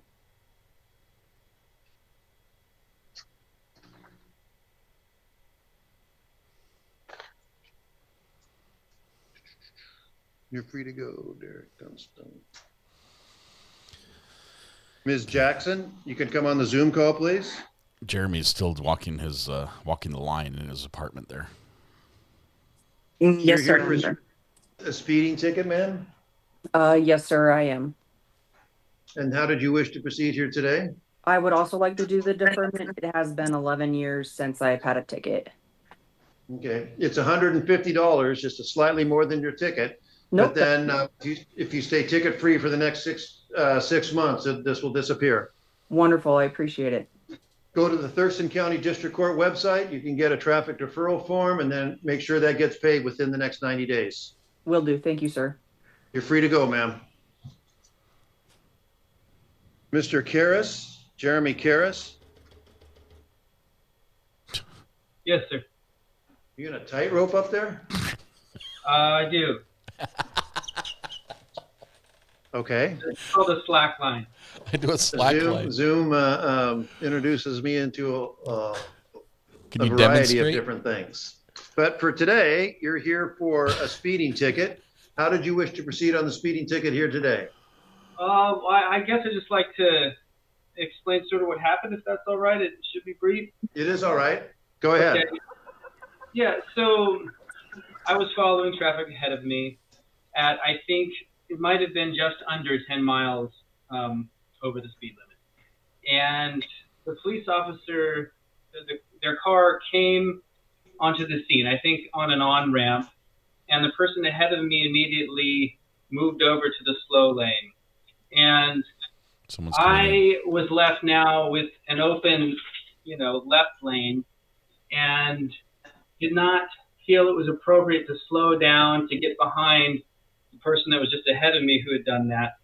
And so I just touched the gas to proceed past anybody in the slow lane so I could be out of the way when I merged into the slow lane. But I didn't get a chance to do that. As soon as I touched the gas pedal, his lights went on.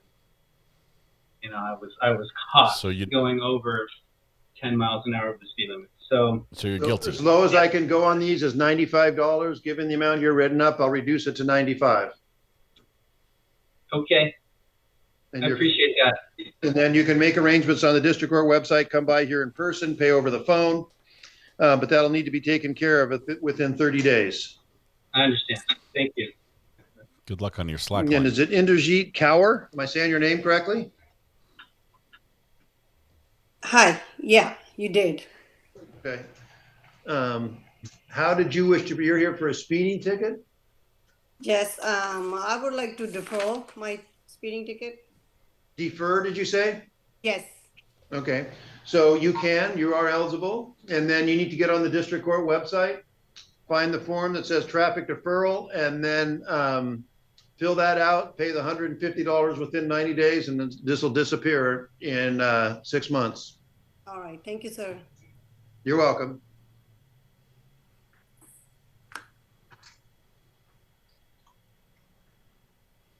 And then, and Mr. Karras, you're free to go, by the way, as is Ms. Kaur. Oh, they're gone already, Judge. And then Mr. Valdivinos. Yes, Your Honor. So it looks like, did you ask for a contested hearing? No, Or a you wanna mitigation. I must have checked the wrong box, but I was. That's all right. Meaning a mitigation. You're here for a speeding ticket. How did you wish to proceed here today? Yeah, I'd like to defer. You can. Looks like you have one, but not like last one you had was 2015. That's well beyond 7 years. So again, you've heard me say this to the others. Go to the district court website and then fill out the form for traffic deferral. Get the $150 paid within 90 days, and you'll be good to go. Perfect. Thank you, Your Honor. Sure. And then Mr. Dunstan and Mr. Tapia, I'm not sure you guys were on the Zoom call. Mr. Dunstan, you don't go. Stay. Thank you. I'm here. Can you hear me? Okay, thanks. Yes. Did Okay, thank you. Explain Yes, I all can the- hear you. My apologize for being delayed. That's all right. But what you missed and what Mr. Tapia missed is, I just laid out the options for the way you would address traffic infractions. You can mitigate them, which I think you asked for, which tells me you agreed you committed the infraction, but reduce the fine. You can contest them, which takes the position that you did not commit the infraction. And then, or you can do a deferral, which means they get deferred without a finding for 6 months of dismissal, as long as you don't have you pay $150 and don't have any other traffic infractions. But it looks like you had one of those in Spanaway, maybe in 2020. So since that's within 7 years, South Pacific District Court, you're not eligible for a deferral. Okay. But you had asked to mitigate. So how did you wish to proceed here today? Well, I'm trying to keep the ticket. I was looking at deferral. I wasn't sure about the Pacific one, but now that I do remember that. So I guess I'm just looking to get less of a fine if I can't defer it. Right. I just like to go without a ticket for a while. No, that's understandable. Guess who has as low control as I over can that? go on these is a 95, so I can reduce it to 95. Okay, let's do that. And then you can make arrangements through the Thurston County District Court website and make sure that gets taken care of within 30 days. You got it. Thank you. Thank you, sir. You're free to go. Thank you. Have a good day. You too. And Mr. Tapia, you're here for 3 o'clock, but since you're here now, we can go up and take up your case. And so there is an insurance ticket. Do you have insurance now? I do. Okay, hang on just a second. I'm going to put you on. Can you put it up to the camera, please? And then say something to activate your camera? Oh, you can't see me? I can see you, but when We're I gonna zoom talk, out so I we come don't on see his screen. details. I want you to talk so you can come on screen and show me your insurance ticket. Okay. It's in my bedroom. Just take me a second to go grab it. You can have it. Okay. Or we could go to your it's beautiful outside there. No, it's good. It's got the warm. Lots of plants. It's looking good. Still nothing out of Florida. No verdict yet. I tell you, they're hung. They're hung. Okay. Okay, we're going to zoom out just for a little bit. So. Okay, so are you able to turn on your camera? Yeah, sorry about that. So you can let's see. We want All this right, one. so Mr. Mass. Insurance, what was the effective date of that? When did it start? Effective date is June 23rd. Okay. So the insurance ticket will be reduced to 200. What's the story on the seat belt and the tabs? I had a bunch of fines in collections that was restricting my registration. I have since cleared one of them, and I'm on a payment plan for the other one. And then I just paid my good to go. So my registration is cleared. It might take a couple of days for that information to reach the court, but once it does, I can go get my tags renewed. I'll reduce those to 95 apiece. Ouch. Give me a minute. So you're owing about $200 plus, maybe. Your total fine now is $390, which is still a lot, but that is a come down from where you were. Do I qualify for a deferral? Let me look. On all It'd three? be more than The fines would be higher.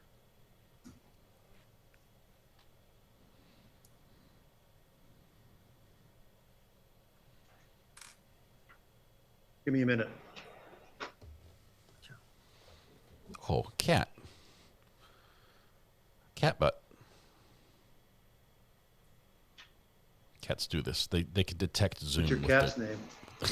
This is Katara. Get out of here. It's all right. I'm not a cat. I'm not a cat. Yes, you do qualify for a deferral, but since there's 3 infractions, it's a 150 for the first, 70 for the next 2. So 0, 1, 4, 9. Well, you do save some money. It's 290. Yeah, it's 290, and these will all be deferred. Let's do that. Okay. Which is I would actually like- less than what I was going to reduce it to. Yeah, I would like to do that. Okay, and so you need to get on the district court website and find the traffic deferral form, and then get that to fill that out, and then make sure the $90 or the $290. What did I say? $290 gets paid within 90 days. Okay, great. Sounds good. You're good to go. Thank you. Take care. Yep. Good move on that one. Deferral. So I'm going to step off. Three at once. He uses deferral well. Before we do that, so at the 2:30, Susan Boyajian, is there any, you hear anything up on that? That can be an FDA. And then Willow Duplechain, who I thought I saw on there Willow earlier. Duplechain. All right. No, that can be an FDA then. And then I'll be back. For everybody else, I'll be back. Here. I think everybody else is here for a 3 o'clock hearing. I'll be back then. So while the judge is busy pardoning hardened traffic offenders, I'm still working on my science kit where we do air stuff, right? Where we're going to do flight and air. And the air Zookas are crazy. They're fun. We're going to get a couple of those for the kids to use. But I think for my demonstration, I have to go bigger. So I'm thinking of getting a big, like a gray garbage can, the plastic ones. Here, we've got a spam call. Oh, they hung up. Never mind. And making an air Zooka myself with a tarp and bungee cords and everything. I think I can do this. My question is,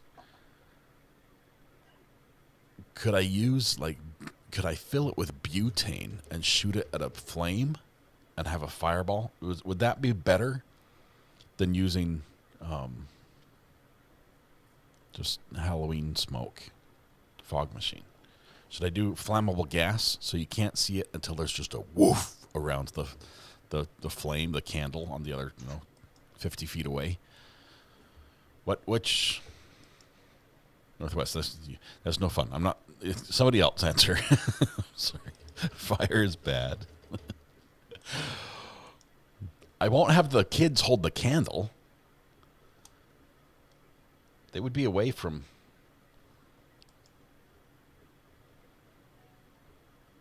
May not be okay with insurance. Who needs insurance? You realize the first time I taught these classes, we used burning lasers. We gave kids burning lasers where they could slice through plastic from a distance with like a lightsaber. And all I gave them was some cheap sunglasses. It worked great. Had no problems. I said, go for it. You only live once. A public park? Yes. Just have a fire extinguisher on hand. It's North Carolina. Nothing really burns here. Plus, we just got like 6 feet of rain today, so we're good. Pay someone to do it, film it, and monetize. None of this sounds like a good idea. HOA Insurance has banned us from having barbecues. If you do that, please record it. I could live. Well, you can't live stream the kids without parental permission, but I could do it myself. I could do it in my yard. We'll put the candle out by the shed. If it burns the shed down, it's all right because I've never gone in there anyway. I don't use it.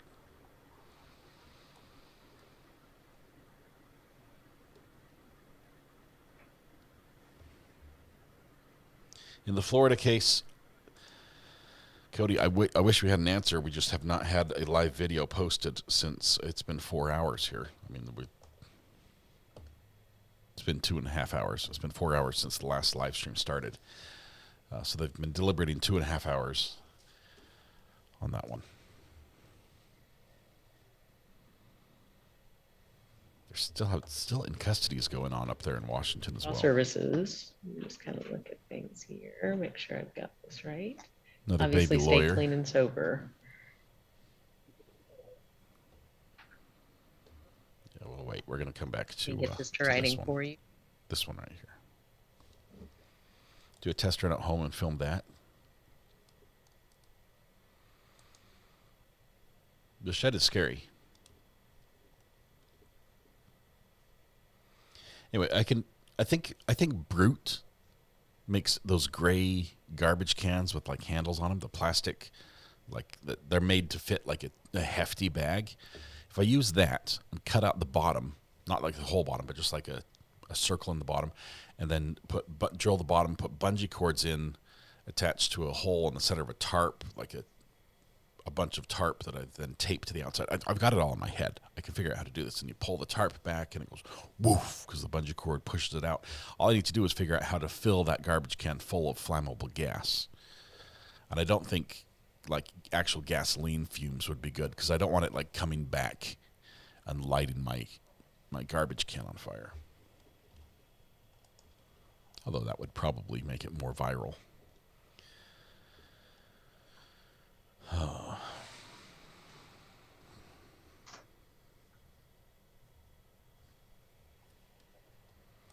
Doesn't sound safe.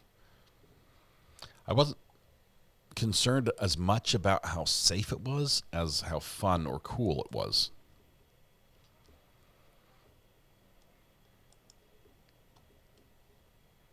Aquanet. Now it's White Rain, right? It's the same thing. How well do you know your fire department? That is the question. Should I call them ahead of time? Just have them watch?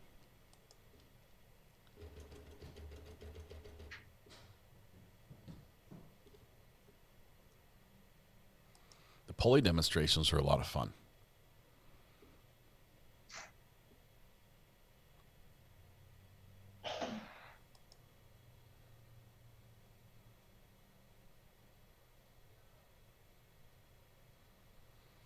Mona Asali. She's at the coffee bar, I think.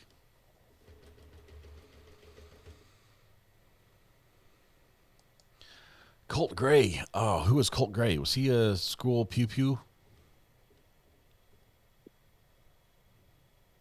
Hello, Galaxy. Welcome.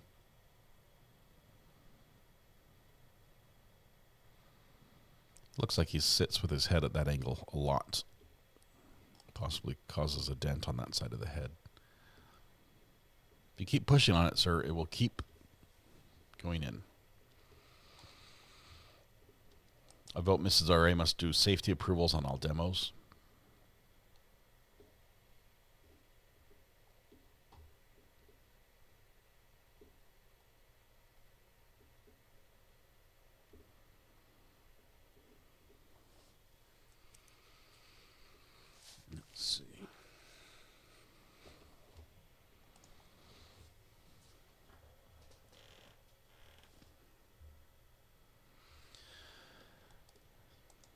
if they went live, I'm sitting here swiping down on the 14th Circuit over and over and over to see if they go live. That's what I've been doing on my phone, like nonstop, except for when my phone gets calls.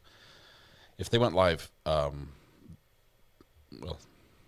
it didn't happen. It's not there. 14th Circuit has not posted anything.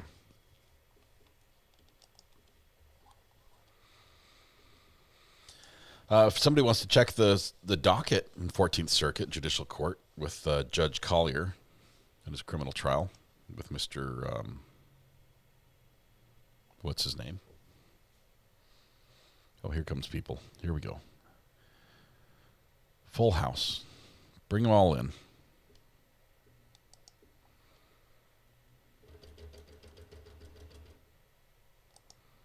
Yeah, they go live pretty well. They've kept the last two still up, so why wouldn't they put the verdict or the mistrial or whatever it is up? Jared Linder has a few taxidermy mounts. Skull mounts. I think I see a bear. Bear rug on the wall behind him, as well as a mule deer. A couple mule deer.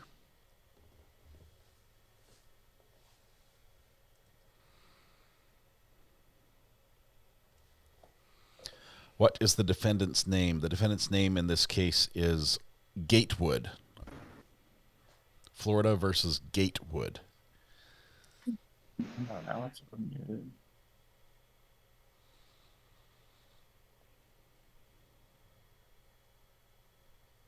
What's that on the wall next to Jereb? Is that like a mini boat?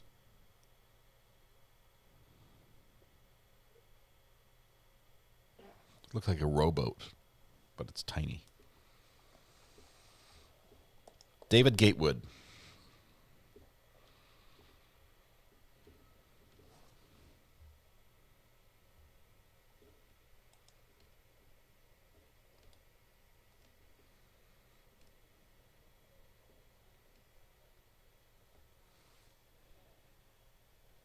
It's cute, holds little knickknacks.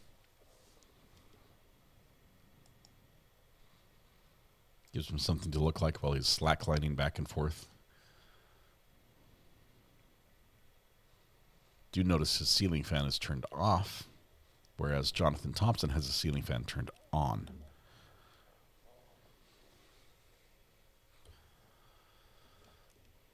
Gonna guess Jonathan gets it dismissed. Mona has to pay. Where's Mona? Oh, Mona's behind me. So Mona has to pay.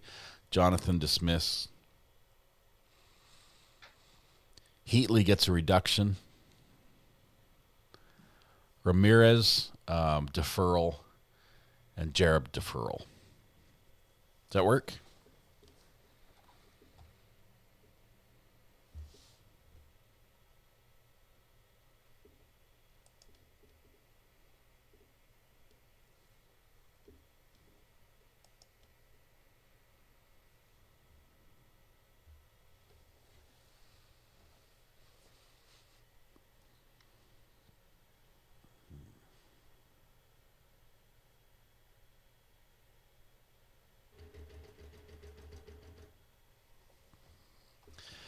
We do have a podcast tonight. Among the fun stories we're doing, a taste test. This is of jerky. We've Thomas and I have both purchased Righteous Felon brand jerky. Righteous Felon, the brand, it's not a convicted felon who started the company. In fact, the owner of the company has no criminal record at all. I researched this, but they do believe in giving rehabilitated offenders opportunities to work, which I like. So, Righteous Felon, not a sponsor, but we'll give him a shout out, and if it's good, we'll let you know. If it's bad, we'll also let you know. Already ate your jerky. The phone number that's on right now, are you Jayla? Yeah. What was that? Hello? Hello? Are you Jayla? Yes, this is Jayla. Okay, perfect. I'm gonna mute you, okay? You're gonna what? I'm gonna mute you. Oh, okay. Yeah. Sorry about the computer issue. It's all right.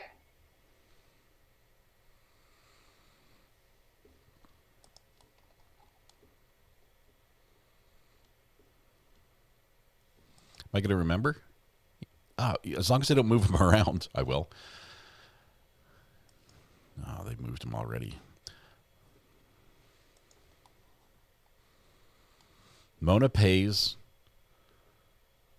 Thompson gets off free. Christopher gets a reduction. Ryan gets a deferral. Jared gets a deferral. I think that's what we said. So Jonathan gets off. Mona pays. So it's starting in the top middle. Gets off scot-free. Pays full price. Reduction for Heatley. Deferral. And then the phone guy I'm not sure on.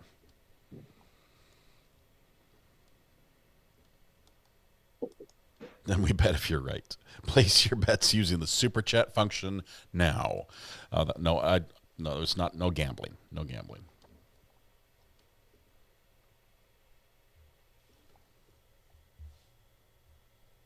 Whoa.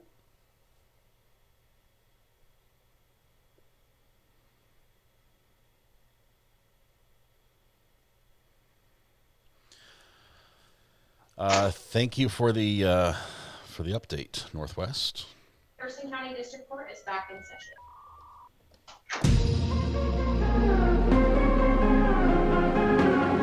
You on a Zoom call?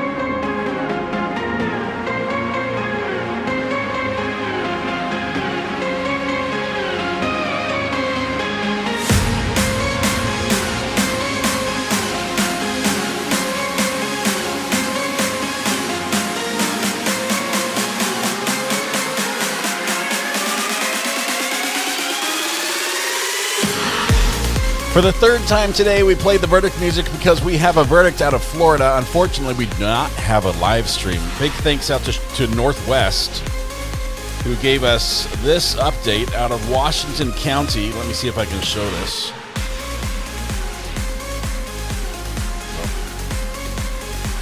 Doesn't want to, but here we go. Washington County now showing the case of David.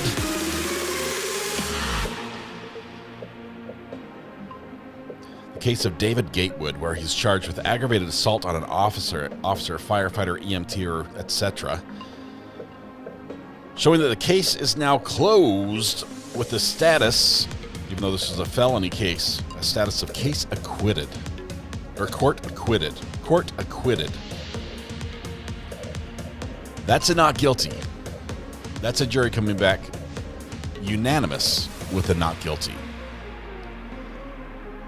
Acquitted on that one. Wow, I wish we got to see that. That would have been epic.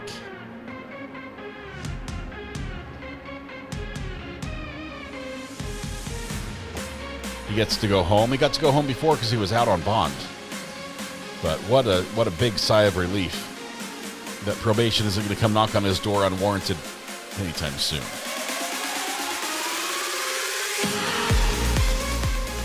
The case of the wrong house probation officer visit.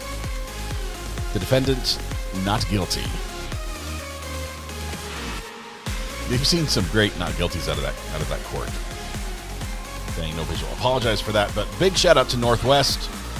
Northwest right there. Pain in the butt to find. We owe you, Northwest. Thank you very much. There we go. Got the music in the third time. So now, what are we waiting for? It's 6 o'clock. We can go home. Or we can go back up to Thurston and see how they finish out their day. What do you guys want to do? Thurston? You're written up for 150. As low as I can go on these is 95. I'll reduce it to 95. All right. Thank you. And you're welcome. You can get on the district court website, Thurston County District Court website. He wasn't one of the ones and, we bet on or wagered on. And then make sure that gets paid within 30 days. Okay.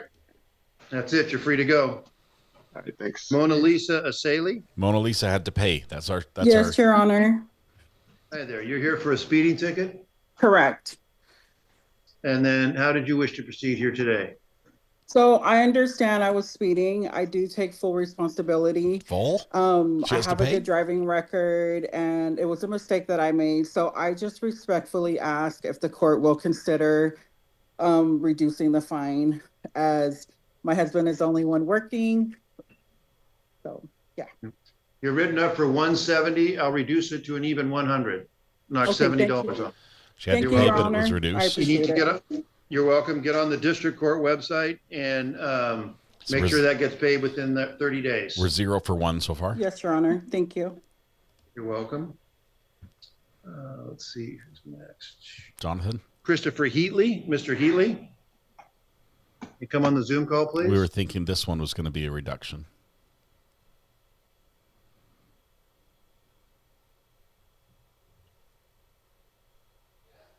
And say something, sir. Mr. Heatley, you're still muted. You need to unmute. Yeah, I'm unmuted now. Sorry about that. I'm just not That's talking. all right. No, so you're on expired tabs. What's your tab situation? We've been traveling a lot the last 2 years for my son. He's been out of state in hospitals because he is on the spectrum. And it's either probably was a money thing or I just flat out forgot because we're busy. Do you have it fixed now? Yeah, yes. Oh, yeah. Do you have like the green sheet that shows me that? Yep. There you go. Okay. Hold it out a little bit. I lose focus when it gets closer. You and then say something to activate your camera. I did it a little bit after I got the ticket. All right. I just showed my wife's car. It was the 17th and I got the ticket on the 10th. But I just as low as I can go on these is 95. You're written up for 242. Okay, so Since one you're for taking one. care of it, I'll reduce it down to 95. Thank you. I really appreciate that. Yeah, not a problem. And then you need to get on the district court website, find, and then get that paid within the next 30 days. Okay, no problem. You're free to go. Okay, so reduction was right on, Thank you. on Heatley. I think Jonathan gets Jayla, off. is it Janiski? Oh, that's somebody else. Yes, I'm here. That's the phone, Right. dude. So you're here on no tabs and no insurance. In order for me to reduce those, you're on the phone, so I can't really see anything. So I need to see proof of insurance and proof that you have your tabs taken care of. Yes, Your Honor. I don't have either one of those things done. I was out of work. I have been out of work for like the last year. I just moved back from Idaho. Wait a minute. Can I stop you for a second? So Yes. can reset this to sometime in the future when you can either file them or be in position to show things to me. But unless I see proof of insurance and proof that your tabs are up to date, I just saw that from the previous individual, there's not much I can do about it. Do you understand that? Yes, I start a job on Monday. If you could give me, I don't know, 60 or 90 days, I could have that taken care of. I'm not driving. Yeah. I haven't been driving. We can reset it for 90 days. 90 days? Yeah, that would be Your mailing absolutely wonderful. address your mailing address 100. 1, 2, 3, 4, 5, 6, 7 Sesame Street. Yes, Your Honor. We'll reset this 90 days, give you a chance to show proof of those things. Thank you. You're welcome. Jonathan. Jonathan Mr. next. Linder, No. you're here on a speeding ticket. You're muted. You need to unmute. Linder was Here we go. You got me now? Yes. Yes. I deferred, right? I was just kind of going along with the flow of traffic when I came across a state patrol that pulled out, and I happened to be in the left lane, and I think I'm the one that he clocked first. So yeah, I got I was in the pulled front. over. This is the first time I've been pulled over in Deferred. over 20 years, I think. I haven't had a speeding ticket. I don't have anything on my record. And I'm currently going through a CDL course that an infraction like this would, hinder those things in the future. You can defer it. I mean, if you don't have a CDL license yet, once you get a CDL, you can't do deferrals. Right. But since you don't have a CDL license now, you can defer this if you wish. Which is a little bit less than your tickets. Let me finish, please. It's $150, and then you stay ticket free over the next 6 months. This disappears. Yeah, I would like to go that option. Actually, I didn't know that was an option until we started here. So you can do that. So this will be deferred. You need to get on the district court website, find the traffic deferral form, and then make sure the 150 gets paid within 90 days. Okay, that's through Thurston then? Yes, Thurston County District Court. Okay. Okay, so Mr. Ramirez. Deferral. Thank you. You're welcome. Ramirez, I think deferral as well. You're here for a few things also. So no valid operator. Can you hear me? You need to unmute. And then talk.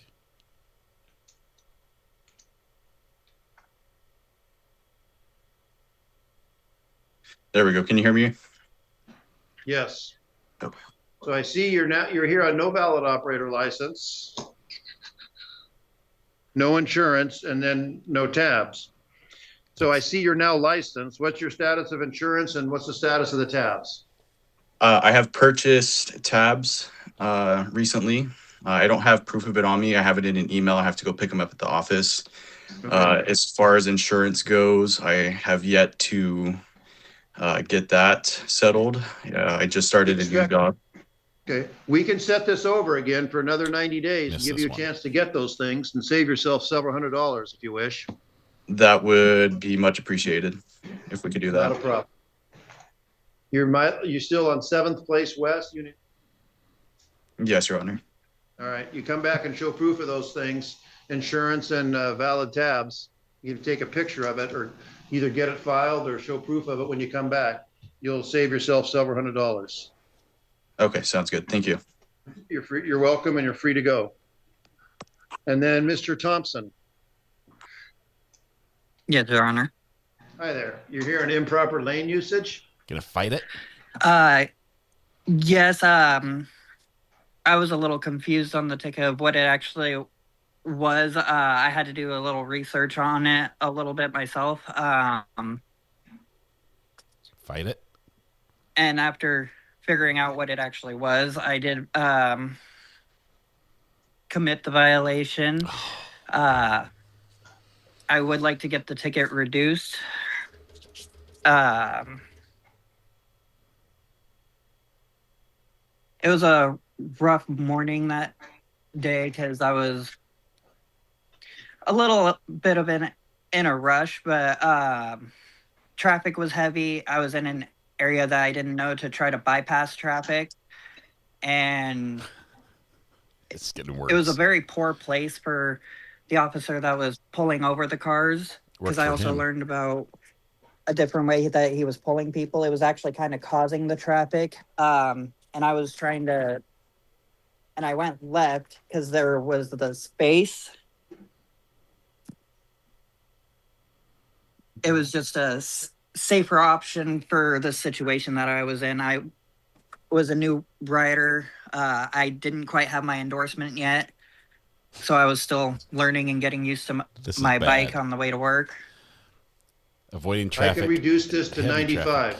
Given that you're taking responsibility and all of that. I'll reduce it to 95. Thank you, Your Honor. You need to get on the district court website and then make sure that gets paid within 30 days. Thank you so much. You're welcome. Good luck going forward. Thank you. It's on a motorcycle. Who's here for court? Are you both late, here for 3:30s? Heavy traffic. What's your name? Jenna Henderson. Trying And to your avoid name, it. Passing outside the lane. Linda Barnard. Okay, give me a moment here. Judge Meyer, appreciate us you letting us come visit your court today. We're going to wrap things up here. If you take a break, we're wrapping up. On back of the 3, Lucy Bullock, anything on that? No Lucy. That'll be an FTA. Derek Gilchrist. Also FTA. FTA. Mariah Montes. Didn't see her either, Judge. NFTA. All right. So you're here for a traffic ticket. Ms. Henderson, looks like speeding and expired tabs. Ms. Barnard, you're here on a seatbelt ticket. When you get a ticket, you can do one of three things. You can mitigate, four things. You can pay, or you can mitigate. Jamie Latorno. Which says you agree you committed the infraction, but you want to reduce the fine. You can contest, says I didn't do this. But you did. Or you can do a deferral. If it could be deferred for a period of 6 months to dismissal. As long as you stay ticket-free during that 6-month period, ticket gets dismissed, stays off your record, doesn't get reported to insurance, and then that's pretty much the end of it. Thing about deferrals, though, you only get one of those once every 7 years. So if you have one within the past 7 years, which you have, Ms. Barnard, you had one in 2021, then you're not eligible for a deferral. And but they're a flat rate of $150. And if you defer more than one infraction, like you have 3 infractions, like or you have 2 infractions like you do, Ms. Henderson, it's 150 for the first one and then 70 for the second one. Ms. Bernard, come on up and take a seat. All right. We get an idea where this is going to go, so we're going to wrap it up right there. Had the verdict music 3 times today, which is a new record. Mark this one down in your journals. You were here for it. Not that song. Podcast tonight. Oh, Mrs. R.A. got a love you, Mom, from the son as he heads out of the house, but I did not. All right. Podcast tonight at 8 o'clock. We're going to do some jerky testing. This is the new thing for me. I think I can do a lot of jerky testing before it gets old. Not the hot stuff. I'm not trying to do the ghost pepper burn my face off. I'm going for flavor, for texture, for taste. I guess that's the same as flavor. Anyway, we're going to be back. Red Pen says it's been a day. It's been a day, and we've been there for the whole thing. It's been a whole day here. Yes, tonight, 8 p.m. we'll be at the podcast. I'll go ahead and create the portal. Well, no portal yet, but I'll create the thumbnail for it. We'll go live in just a minute because I haven't got that ready yet. And then join us for that. It is something new. We're doing Righteous Felon brand. Righteous Felon. It's in a lot of minutes. Tonight, when you go home, please hug the people you love, smile at someone, make their day just a little bit better. Please stay safe till we go live again tonight at 8 p.m. with the podcast. And then it's Friday tomorrow, or Friday. So join us for that as well. Hope you guys are staying safe and dry. We had a ton of rain today. I probably should check the basement, make sure the pump's still running. But y'all, Ayden, you did great out in the internet today. Thank you. We'll see you guys in a little bit. Have a good one.